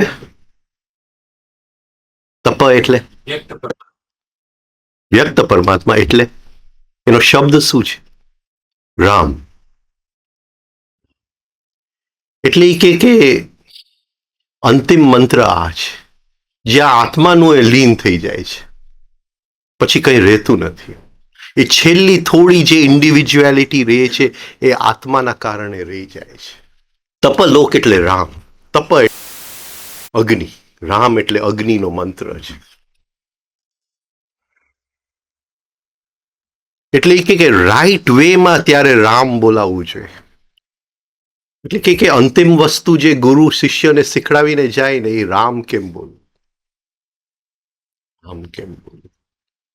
કે છેલ્લે પછી એ પૂરું થઈ ગયું, બંનેનો સંબંધ પૂરો થઈ ગયો. કારણ કે ગુરુ અને શિષ્યનો સંબંધ શરીરથી સીમિત છે, શરીરના નિયમોથી સીમિત છે. પછી ગુરુ વિલીન થઈ જાય છે. શિષ્યની અંદર એની સંવેદનાઓ રહી જાય છે, પણ ગુરુ વિલીન થઈ જાય છે. પણ એ છેલ્લું આપતા જાય છે, આ કે રામ કેમ બોલ, છેલ્લું ચાવી કેમ, એ તાળું કેમ ખોલવું, અને છેલ્લું વિલીનીકરણ, છેલ્લું વિસર્જન એ રામ. અને કે હરેક ધર્મમાં આ જ મંત્ર છે, ખાલી છુપાયેલું છે. કે કોઈક હિન્દુ દેવતાનું નામ લે છે, એની સાથે એને કઈ મતલબ જ નથી. અને અંતિમ વસ્તુ છે રામ. બસ આ થઈ ગયું તપની વાત. બોલો. હાજી, કરું. જે તમે કહો, હવે તમારો સમય છે. અમારા સાહેબ કહી ગયા અમને, તાવરિયા સાહેબ, કે जिसके घर में रहना हाजी हाँ करना. वो बोले कि चूहा बिल्ली को उठा के खा गया तो हाजी हाँ करना, ना मत बोलना.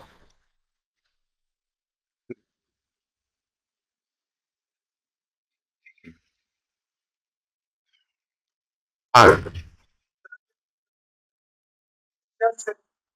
હાજી. એ ચિત્તનો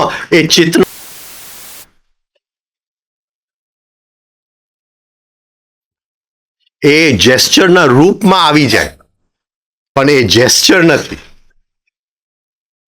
એ જ્યારે ચિત્ત એ આસનમાં આવે તો અહીંયા કંઈક જેસ્ચર કદાચ આવી જાય. એ જ કહું છું કે કદાચ મૂવિંગ સેન્ટરમાં જેસ્ચર આવી જાય, ન પણ આવે. તમે કોઈ દિવસ પત્તા રહીમાં છો? હા, જે સારો પત્તાનો ખેલાડી હોય ને, એનો એક પણ જેસ્ચર ન હોય, એની આંખે ન ફરકે ને કંઈ જ ખબર ન પડે તમને. એ નાક આમથી આમે ન થાય પત્તા રમતા રમતા.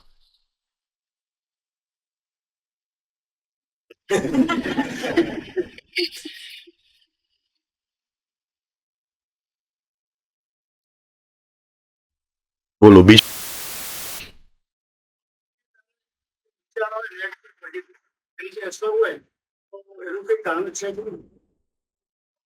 એટલે એ વિચારનું એ હરેક વિચારનું પોતાનું આમંત્રિત પત્ર છે. હરેક વિચારનું પોતાનું એટમોસ્ફિયર છે, વાતાવરણ છે. હરેક વિચારની અંદર અભિનિવેશ પડેલો છે. એ વિચારને ટકવું છે. એ વિચાર ક્યારે ટકી શકે કે એવી ઘટના બને જે એ ટકી શકે.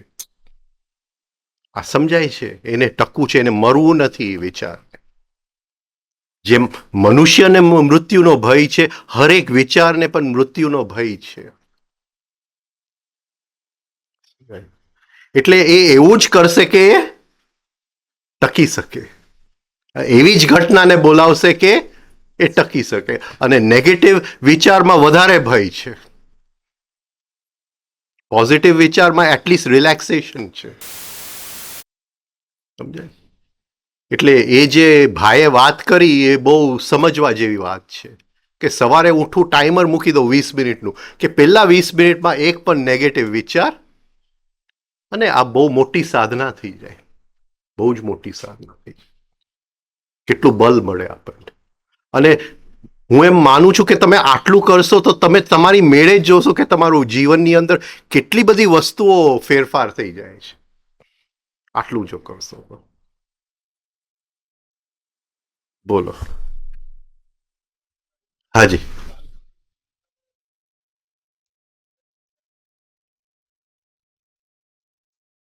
બે રીત છે.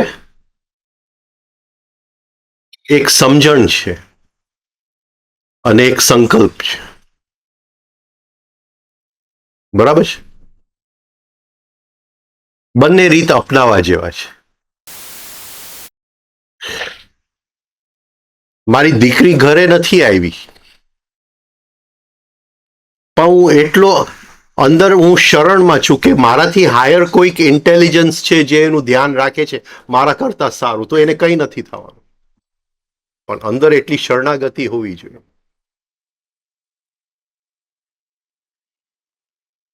અત્યારે હું બહુ જ ખરાબ પીરિયડમાંથી જાઉં છું, પણ અંદર મારો ભાવ એ છે કે કંઈક હાયર ઇન્ટેલિજન્સ છે જે એ ક્યાંક મારું ધ્યાન રાખશે.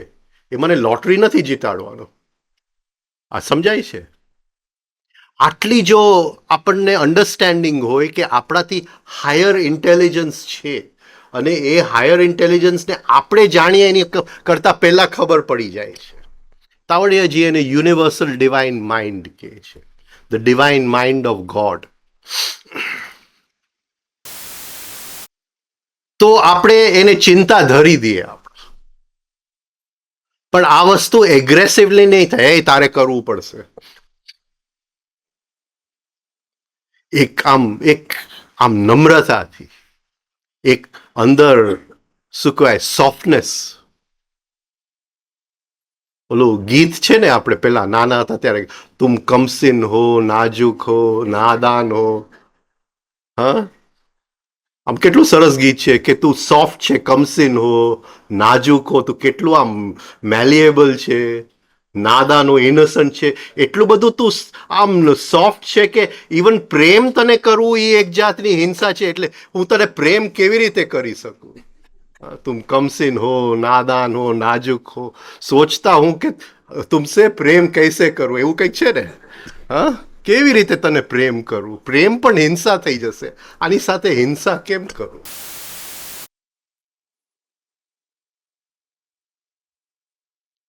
રાઈટ? એવી રીતે એ સોફ્ટનેસ. અર્જુન એટલે રુજુ તત્વ. રુજુ તત્વ એટલે સોફ્ટનેસ. શિષ્યની અંદર એક સોફ્ટ, એને ખ્યાલ જ હોય કે એ ગુરુ છે, એ ધ્યાન રાખે જ છે. અને હરેક વ્યક્તિનો ગુરુ બાજુમાં જ ઊભો છે, વેધર એની પાસે ગુરુ છે કે નથી. કોઈ વ્યક્તિને ગુરુ બનાવવાની જરૂર નથી. જીવન મોટામાં મોટો ગુરુ છે.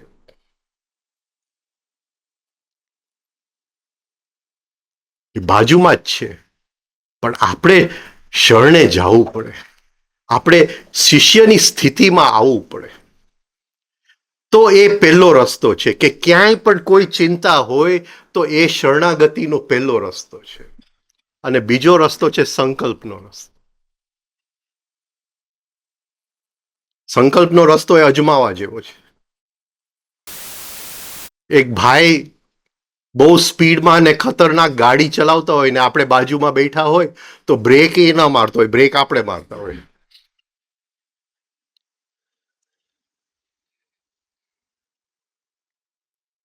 તો ત્યારે બેસીને સંકલ્પ કરી લેવો કે એક્સિડન્ટ થઈ ગયું, 10-15 હાડકા ભાંગી ગયા, એનાથી વધારે કંઈ થવાનું છે? ઓલરેડી થઈ ગયું છે, પતી ગઈ વાત પૂરી. તો શાંતિથી બેસી રહે. એને રોકતા ને એને જેમ ચલાવવું હોય ચલાવવા દેજો. આ સંકલ્પનો રસ્તો છે, ખતરનાક રસ્તો છે, બહુ પાવરફુલ છે. મહાવીર ભગવાને સંકલ્પનો રસ્તો લીધો, બુદ્ધ ભગવાને શરણાગતિનો રસ્તો લીધો. આપણે બંને લઈએ, બંનેમાંથી શીખીએ. જ્યાં સંકલ્પની જરૂર હોય ત્યાં સંકલ્પ કરીએ, જ્યાં શરણાગતિની જરૂર હોય ત્યાં શરણાગતિ કરીએ. અને આપણે સોફ્ટનેસથી કરી શકીએ કે શરણાગતિ જેવી જ હોય. જે ચિંતા નડે છે, વધારેમાં વધારે જે થઈ ગયું, જસ્ટ વિઝ્યુલાઇઝ ઇટ કે એ થઈ ગયું છે, પતી ગઈ વાત પૂરી થઈ ગઈ. એનાથી આગળ કંઈ થઈ શકે એમ નથી. આટલું હદમાં હદ આટલું થઈ શકે, એનો સંકલ્પ કરી લીધો, થઈ ગયું છે, વાત પતી ગઈ, હવે શાંતિથી બેસી રહે. તો આ બે રસ્તા છે. અને ત્રીજો રસ્તો એ છે સમજણનો રસ્તો કે હકીકતે ચિંતા કરવાથી હું મારા જીવનમાં કોઈક દુઃખનું તો આમંત્રિત કરું જ છું. ચિંતા દુઃખનું આમંત્રણ પત્ર જ છે. જેવી મેં કોઈ વસ્તુની ચિંતા કરી, મેં બીજ વાવી જ દીધું. કારણ કે એ નેગેટિવ બીજ છે, એ નેગેટિવ ઇમેજિનેશન છે, નેગેટિવ કલ્પના છે. અરે આમ થશે તો એ શક્તિ, જે શક્તિ મારા સાધનામાં અત્યંત જરૂર છે, એ બધું હું ચિંતામાં વેડફી નાખું છું. પછી હું શું સાધના કરવાનો? મારી પાસે કોઈ ફોર્સ બચતો જ નથી. અને ઘણીવાર ચિંતા કરવાથી જેની ચિંતા આપણે કરીએ છીએ એને આમંત્રિત કરીએ છીએ.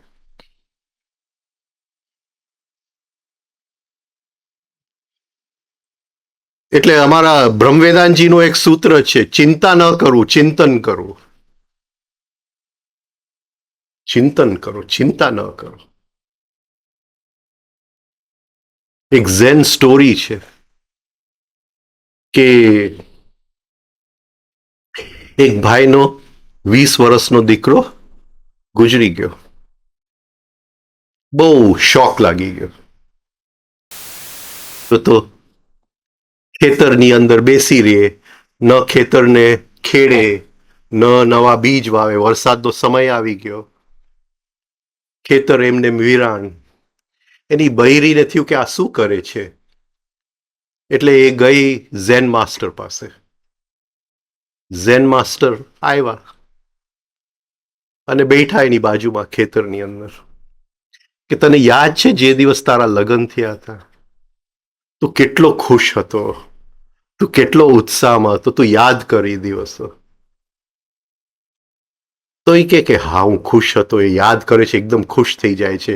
લગ્ન કરતી વખતે એવો જોશ હતો મારી અંદર, લગ્ન કરતી વખતે. તો એ કે તે વખતે તારી પાસે દીકરો હતો કે નતો? તો ત્યારે દીકરો હતો ને તું એટલો ખુશ છે હતો, હવે દીકરો નથી અને તું ખુશ નથી. એ માણસ જાગી ગયો. એ કે જ કે ને એક કંઈક સમજાય છે. એટલે ચિંતન કરો, આને ચિંતન કહેવાય. ચિંતન કરો, ચિંતા ન કરો. ચિંતા આપણને જેટલું ભગવાનથી આપણે દૂર જઈ શકીએ ત્યાં દૂર લઈ જાય છે, જેની પણ ચિંતા કરીએ. અને ઘણા લોકો એની પણ ચિંતા કરે કે મને મોક્ષ ક્યારે મળશે. આ નથી.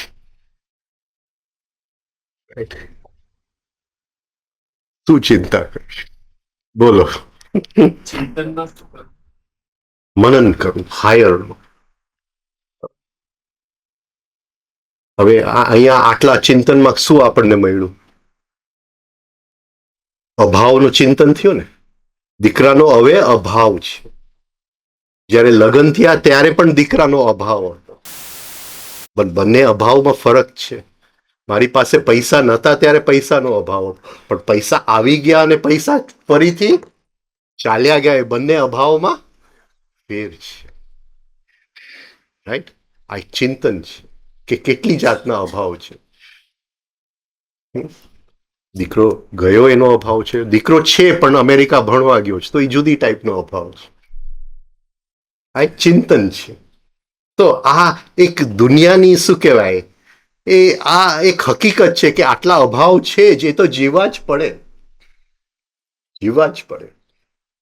આવતીકાલે એ ભણવા જવાનો જ છે, તો એ અભાવ તો જીવવું જ પડશે. હવે એ અભાવમાં તમારે એક્સિડન્ટ, લો ઓફ એક્સિડન્ટમાં જવું છે, એ લો ઓફ કોઝ એન્ડ ઇફેક્ટમાં જવું છે, કયા લોમાં જવું છે, એ આપણા હાથની વાત છે. રાઈટ? એ અભાવમાં મને ડિપ્રેશન આવી જાય તો લો ઓફ એક્સિડન્ટ પચાવી લો, વાત પતી ગઈ. ચિંતન છે.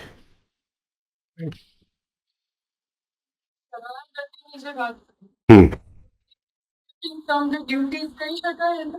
નહીં, એ trust. I trust in life. જે આવશે હું છે કોઈ વ્યક્તિ કે જે મારા બદલે આ ડ્યુટી નિભાવી લેશે, તો એ આપણે એમાંથી એક ઇઝી વે લઈ રહ્યા છીએ બહારથી. અત્યારે હું ચિંતામાંથી મુક્તિ મળે છે. આ ક્ષણે ચિંતામાંથી મુક્તિ.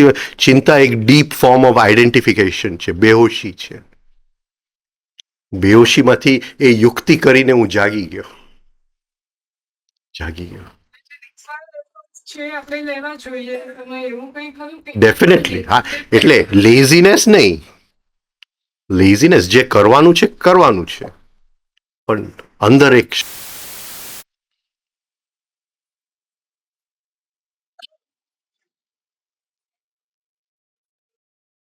હવે તો ટાઈમ જ નથી એટલું બેન. એનું બેઝિક વસ્તુ એ છે કે we divide ourselves into two, I and it. શું નામ તમારું બેન? હા, જયશ્રી બેન. રાઈટ? એટલે હું જયશ્રીને જોઉં છું. કોણ? તમે. રાઈટ? તમે જયશ્રીને જોવો છો. કોઈ ગાળ આપે છે તો જયશ્રી દુઃખી થાય છે, હું નથી દુઃખી થતો, હું જોઉં છું. આ સેલ્ફ ઓબ્ઝર્વેશનની શરૂઆત અહીંથી થાય છે કે જયશ્રીની અંદર કયા કયા અત્યારે વિચાર ચાલે છે, કયા કયા ભાવ. હું જરા ડોક્યુ કરી લઉં ને એની અંદર. આ સેલ્ફ ઓબ્ઝર્વેશન છે. લાંબો વિષય છે. આપણે કોઈક દિવસ અહીંયા નવી શિબિર સેલ્ફ ઓબ્ઝર્વેશનની રાખશું. How to look inside. ખબર ન પડવી જોઈએ જયશ્રીને કે હું જોઉં છું. એને ખબર પડી જાય તો બધું સંતાડી દે મારાથી.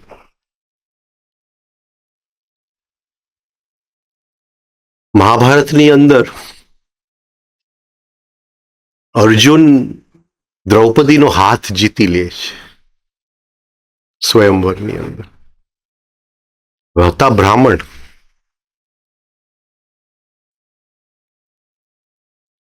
એટલે દ્રૌપદીના ફાધર દ્રુપદ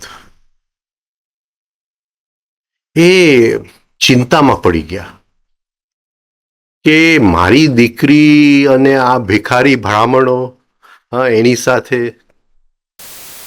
એટલે એના દીકરાને કહે છે, એ લોકો એની માટે એ મહેલ રાખે છે કે તમે અહીંયા રહ્યો અને આરામ કરો. એના દીકરાને કહે છે ધૃષ્ટદ્યુમ્ન કે તું જઈને જો ને. એટલે એ છાનો છુપા એ મહેલમાં જાય છે અને એ લોકોની વાતો સાંભળતો હોય છે અને પિલર જે હોય છે, થાંભલો હોય છે, એની પાછળથી જોતો. આ સેલ્ફ ઓબ્ઝર્વેશન છે. સેલ્ફ ઓબ્ઝર્વેશન છે. સેલ્ફ ઓબ્ઝર્વેશન એટલે આ ક્ષણે યુધિષ્ઠિર શું કરે છે. યુધિષ્ઠિર એટલે મારું થિંકિંગ સેન્ટર, વિચારો શું ચાલે છે, બરાબર છે? અર્જુન શું કરે છે, મારા ભાવ કેન્દ્ર શું કરી રહ્યો છે, રાઈટ? ભીમ શું કરે છે, મારું સેક્સ સેન્ટર શું કરે છે, નકુલ શું કરે છે, સંવેદનાનું કેન્દ્ર શું કરે છે, સહદેવ શું કરે છે, મૂવિંગ સેન્ટર શું કરે છે. આ જે જયશ્રી છે, જયશ્રીના મનની અંદર આ 5 પાંડવો બેઠા છે. અને જયશ્રી જો દૂરથી એ 5 પાંડવને જોવાનું ચાલુ કરે, એ દૂરથી જે જોયે છે એ કૃષ્ણનો જન્મ થશે. પેલા દૃષ્ટદ્યુમ્ન આવશે. સમજાયું? આ સેલ્ફ ઓબ્ઝર્વેશનની શરૂઆત છે. દૃષ્ટદ્યુમ્ન આવશે. એ જરા પિલરની પાછળથી જોશે. ધીમે ધીમે કૃષ્ણ આવી જશે. ડોક્યું કરવાનું. આ ક્ષણે તમારી સાથે વાત કરું છું, પણ અંદર પણ ડોક્યું કરું કે વાત કરવામાં મને આનંદ આવે છે, વાત કરવામાં મને ઇરિટેશન આવે છે, આ જલ્દી પતે એનું ઉતાવળ છે, શું થઈ રહ્યું છે અંદર, ડોક્યું અંદર કરું, એને જોતો જાઉં. એટલે મને એ પણ યાદ હોય કે તમારી સાથે વાત કરું છું, અને એ પણ યાદ હોય કે એ વખતે મને બોલવાનો આનંદ આવતો હતો. આ સમજાય છે બેન? બે વસ્તુ સાથે યાદ, એક વ્યક્ત આયામનું, એક અદ્રશ્ય આયામ.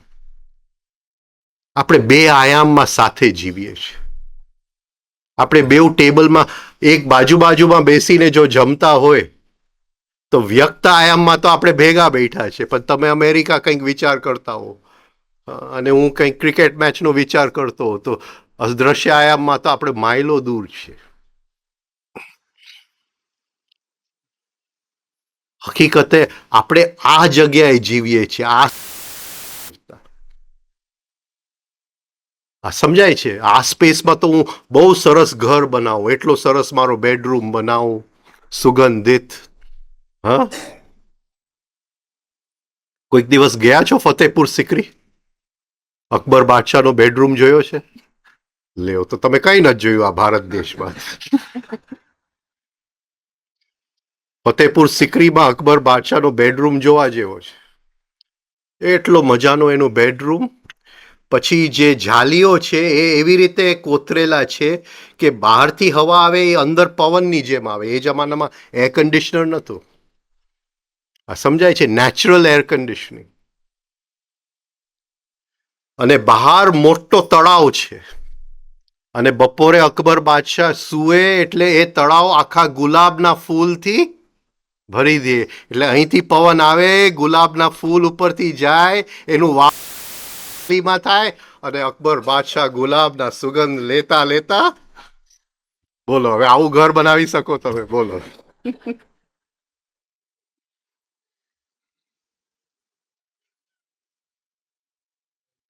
હા, બોલો.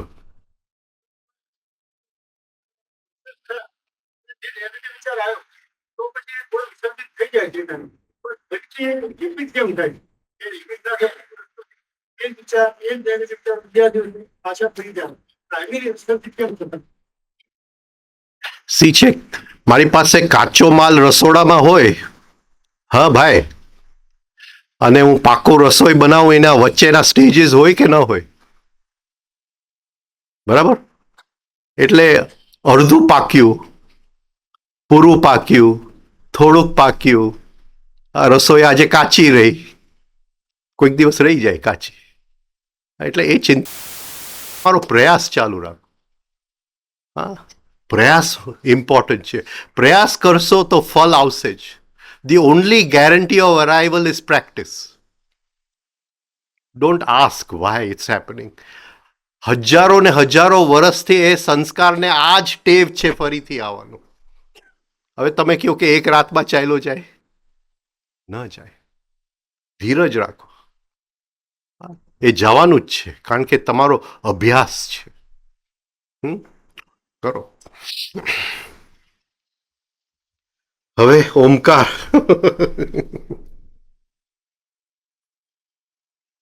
કોને પૂછ્યું ઓમકારનો પ્રશ્ન? તું કરવાનો છે તો મહેનત કરું.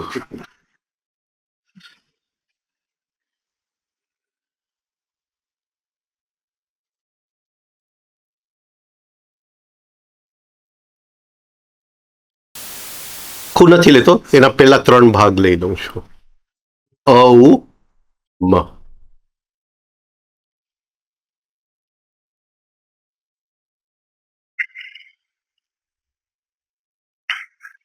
એવી રીતે બોલજો, આ. જેટલું નીચેથી લેવાય એટલું નીચેથી લેજો. હા, જેટલું નીચેથી, જાણે કે એ વાઇબ્રેશન એકદમ લોઅરમાંથી આવતા હોય છે. જીવનમાં જો સફળતા મેળવવી હોય તો લોઅર ટોનની જરૂર પડે, હાયર ટોનની નહીં. આ કરજે તો એ કંઈક બેન કરવાના નથી. લોઅર ટોનમાં તો હમણાં ઉઠીને કરશે.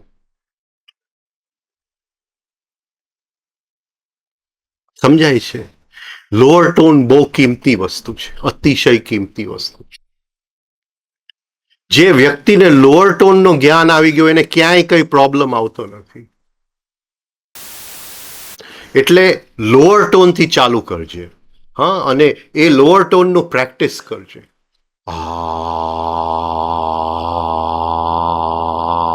એકદમ નીચે લઈ જા, જેટલું નીચે લેવાય.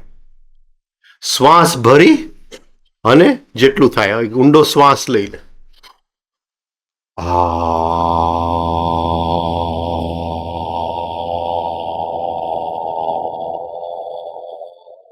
રાઈટ?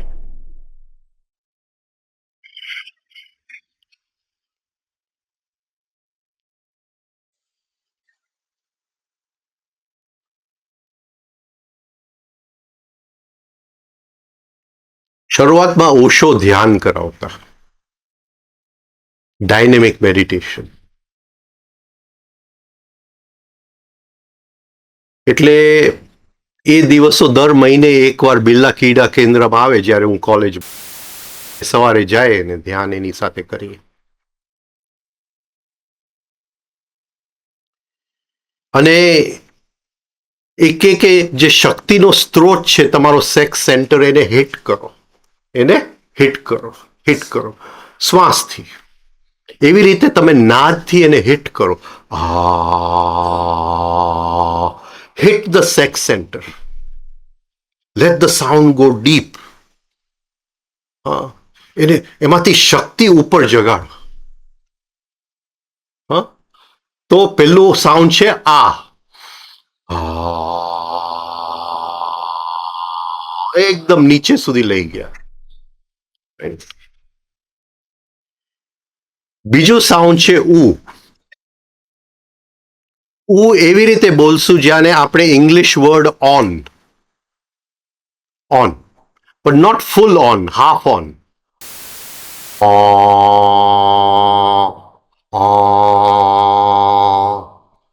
એની અંદર આ ચેસ્ટ એરિયા વાઇબ્રેટ કરશું. હૃદય અહીંયા છે ને, ચેસ્ટ એરિયા વાઇબ્રેટ કરશું. રાઈટ?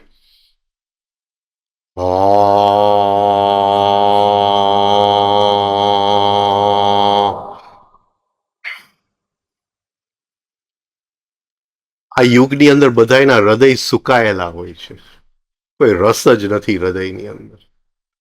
રાઈટ? એટલે આ જ્યારે કરશું આમ હૃદયમાં રસ આવશે, શક્તિ આવશે હૃદયની અંદર. અને છેલ્લું અહીંયા પૂરું કરજો, just pure humming, HUM.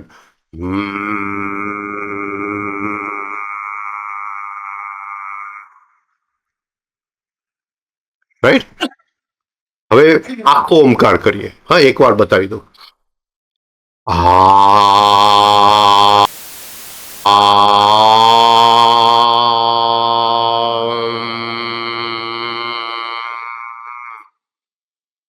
Easy? ચલો સાથે કરીએ. હા, ઊંડો શ્વાસ.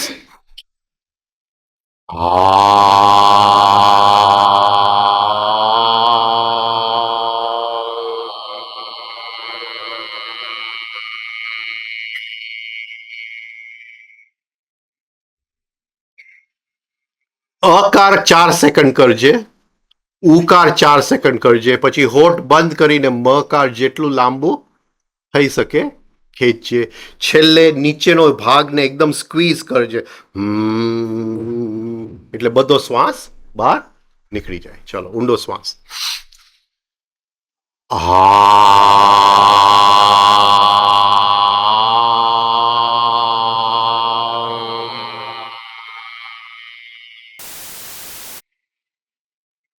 રાઈટ. ફરી એક વાર કરીએ.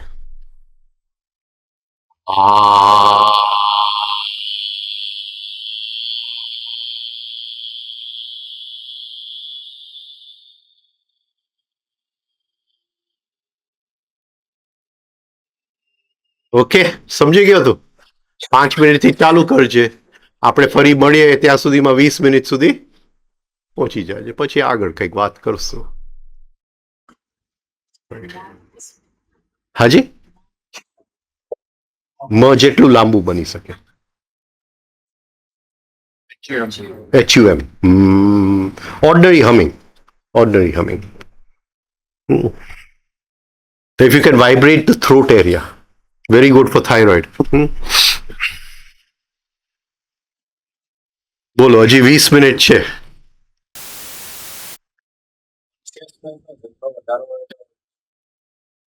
લે, ડબલ એરોડ અટેન્શન તમે નતા?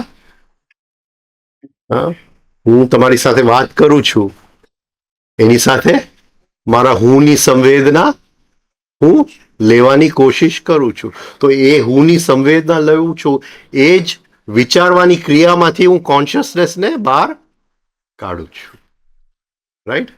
હું મારા દીકરા સાથે રમું છું તો ભાવથી જોડાઉં છું, પણ એની સાથે હુંની સંવેદના લઉં છું, એટલે એ જે ભાવ તત્વ છે એમાંથી હું કોન્શિયસનેસને છૂટું પાડું છું. હું મારા હાથ પગ ચાલે છે અને દૂરથી જોઉં છું, અને એની સાથે અંદર હુંની સંવેદના લઉં છું, તો હલનચલન કર્મમાંથી હું કોન્શિયસનેસને કાઢતો જાઉં છું.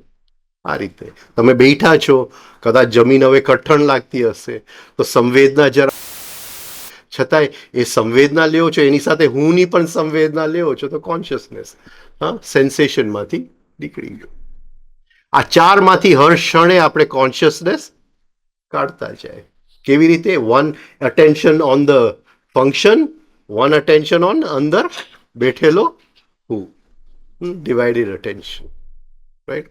આ કોન્શિયસનેસ કાઢવાની રીત. બોલો. આપણે સેલ્ફ ઓબ્ઝર્વેશન કરવું છે, સીઈંગ નથી કરવું. સાક્ષી એટલે ટુ સી. રાઈટ. હું કદાચ આ હોલને રોજ જોતો હું, પણ તમે પૂછો કે આ હોલમાં શું છે તો મને યાદ નહીં હોય કંઈ પણ, કારણ કે મેં જોયું છે, મેં ઓબ્ઝર્વ નથી કર્યું. સેલ્ફ ઓબ્ઝર્વેશન એક એક્ટિવ વસ્તુ છે, સાક્ષી એક પેસિવ વસ્તુ છે. પેસિવ નથી, યાત્રા. એટલે હું એ શબ્દનો ઉપયોગ નથી કરતો સાક્ષી ભાવ, કારણ કે બધા આવે છે સાક્ષી ભાવની તમે વાત કરો છો એટલે જાણે કે બધું સમજી ગયા, અને 5 મિનિટ પ્રેક્ટિસ ન કર્યું હોય અને એ જાણે સાક્ષી ભાવ સમજી ગયા એટલે બધું. See, knowing is not practicing. તમે શબ્દ વાપરો સાક્ષી ભાવ, પણ હકીકતે even for 5 minutes no one has practice સાક્ષી ભાવ. પ્રેક્ટિસ કરવું. Yeah. You spoke briefly about presence and present moment. Huh. What's a little more about?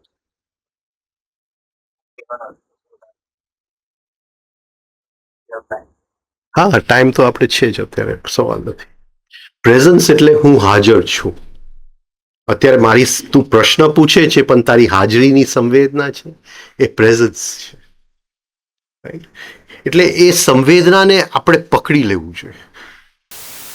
એમ મેં કીધું, એ પ્રેઝન્સ ફોલ્સમાંથી એ આવે, આઈની સંવેદના, એ અક્વાયર્ડમાંથી આવે અને રિયલમાંથી આવે. એ રિયલ સુધી પહોંચતા એને વાર લાગે. અત્યારે ફોલ્સમાંથી આવે છે. મને મારી સંવેદના થાય છે, પણ હું કોઈ ક્લબનો પ્રેસિડન્ટ છું એની સંવેદના થાય છે. ઓર મારી સંવેદના થાય છે, પણ આજે હું ખૂબ પૈસા કમાઈ ગયો એની સંવેદના થાય છે. આ પકડાય છે.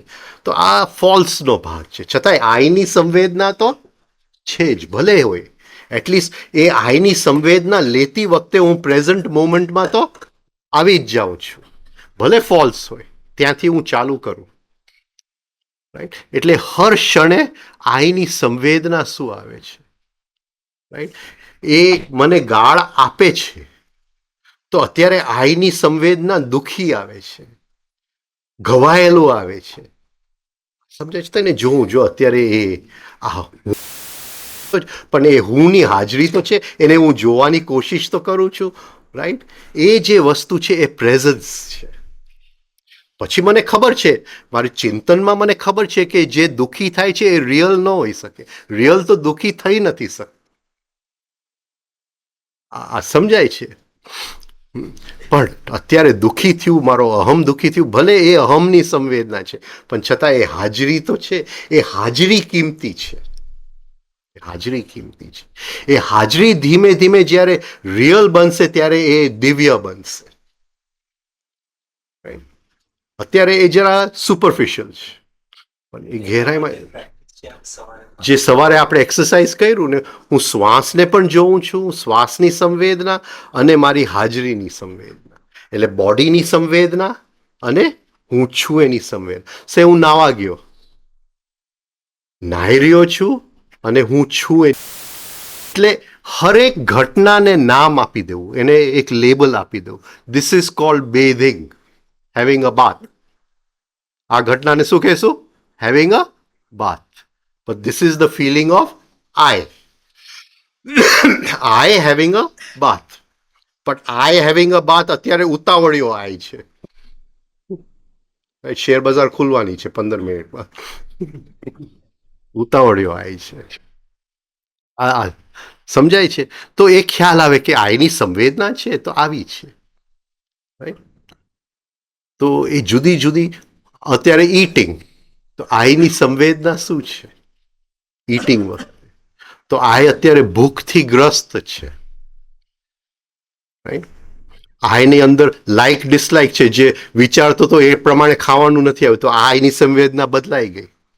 અત્યાર સુધી એને હતું કે ભાઈ હવે પૂરણપૂરી મળશે, પણ હવે કંઈક બીજું આવી ગયું, રીંગણાનું શાક આવી ગયું.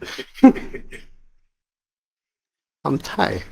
લગ્ન પહેલા આઈની સંવેદના કે ભાઈ પૂરણપૂરી, 6 મહિના કે આ તો રીંગણા ક્યાં આવી ગયા. પણ એની સાથે મતલબ જ નથી. એ તો ઘટના છે. ઘટનાને શું આપણે કરવું છે? આપણે આઈની સંવેદના સાથે મતલબ છે. અને ધીમે ધીમે એ આઈની સંવેદના ગહેરાઈમાં જાતી જાય અને એ પોતે જ દિવ્ય બની જાય, રિયલ બની જાય. એ જ આત્મતત્વ છે.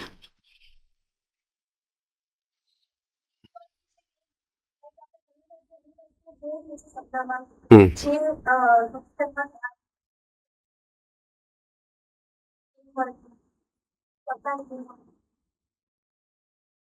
સપનામાંથી ઘણું બધું શીખી શકાય છે.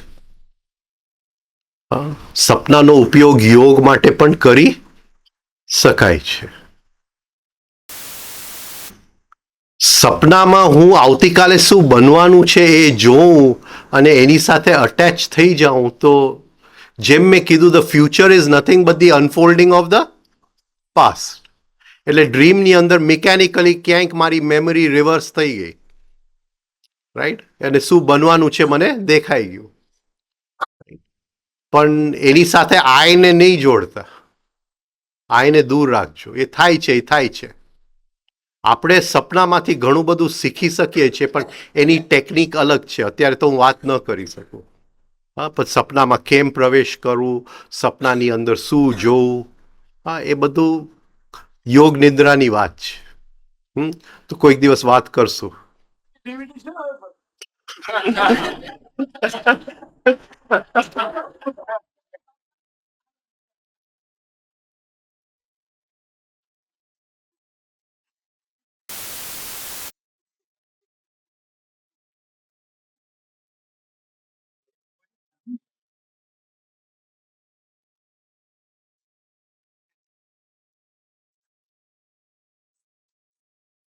હમ એટલે ઓબ્ઝર્વ કરવું પડશે, એક્ટિવલી ઓબ્ઝર્વ કરવું પડે. ખાલી સીઈંગ નથી.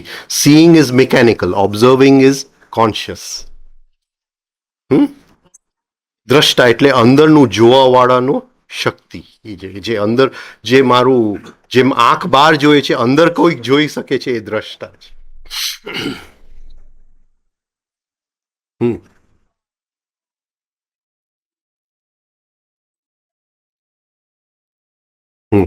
इसको शून्य मुद्रा कहते हैं, इसको शून्य मुद्रा कहते हैं. तो ये यहां जब करते हैं तो राइट हैंड का थंब ऊपर आता है और यहां नीचे जो बैठते हैं तो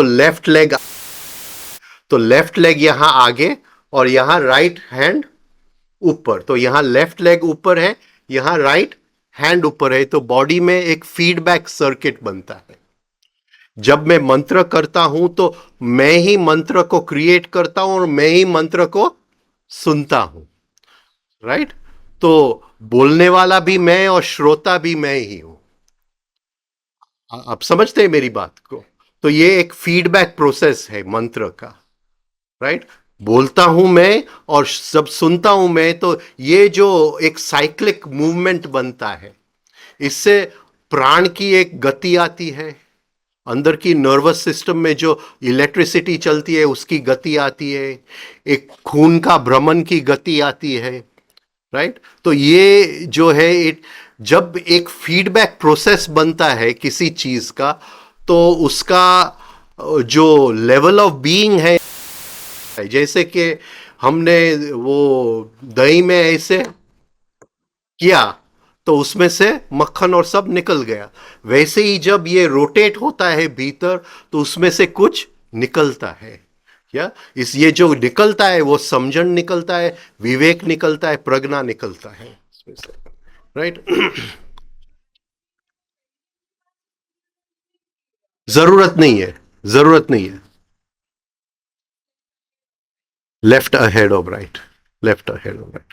अभी पेरिनियम को मत दबाना, क्योंकि पेरिनियम जो बहुत ही नाजुक एरिया है, अगर उसको डेड कर देंगे तो बहुत बड़ी भूल कर देंगे.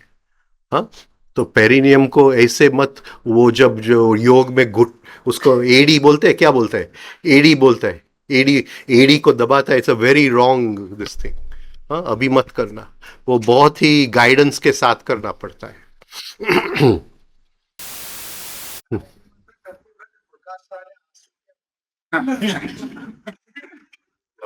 આપણે બેનની સાથે શું વાત કરી?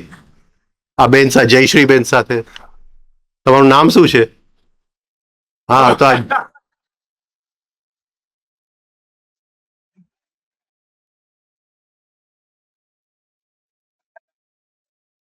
આ તો એવી વાત તમે કરો છો કે બચુભાઈના લગ્ન બચીબેન સાથે છે.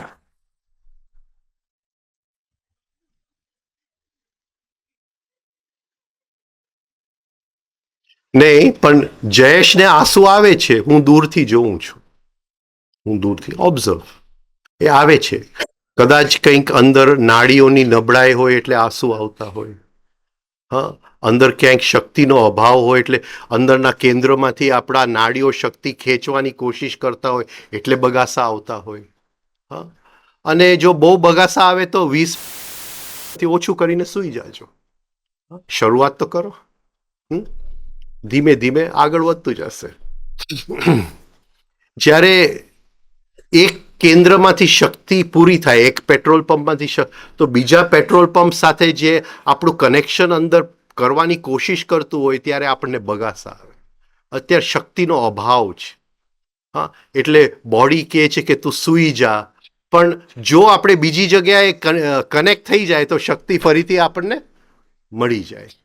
મને બહુ ઊંઘ આવતી હોય પણ હું એકદમ સ્પીડમાં ચાલવા માંડું 5 મિનિટ, તો સડનલી ક્યાંકથી શક્તિ આવી જાય, બીજા કેન્દ્ર સાથે કનેક્ટ થઈ જાય, અંદર પકડાય છે. એટલે બગાસું જ્યારે આવે ત્યારે એક કેન્દ્ર ખાલી થઈ ગયું છે પણ બીજા કેન્દ્ર સાથે એ જોડવાની કોશિશ કરે છે અંદર.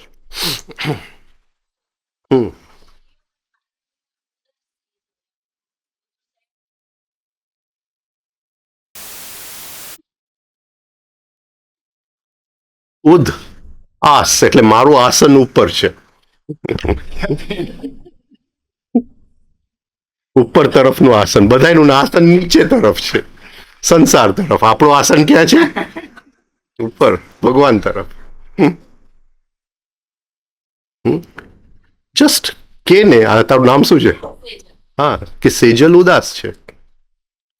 The part of the game. જેમ આ ફિઝિકલ સ્પેસ છે ને, આપણી અંદર સાયકોલોજીકલ સ્પેસ છે. તો ખોટા રૂમમાં ચાલ્યા ગયા તો ઉદાસી આવી જાય, બીજા રૂમમાં ચાલ્યા ગયા તો આનંદ આવી જાય. કયા રૂમમાં છે? આ રૂમમાં જરાક અંધકાર વધારે છે, ઉદાસી આવી ગઈ. તો જોઈ લેવું અંદર કઈ જગ્યાએ હું છું, અને જગ્યા જ્યાં બેઠો છું જરા બહાર ખુલ્લી હવામાં આવી જાય. અને બીજું કંઈ ન આવડે તો જમણું નસકોરું એક રૂથી તો બધી ઉદાસી થાય ગાયબ. બોલો.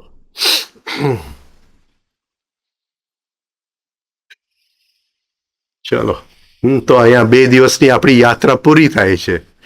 હા, ઈશ્વરની ઈચ્છા હશે ફરી મળશું. હા, થેન્ક યુ વેરી મચ.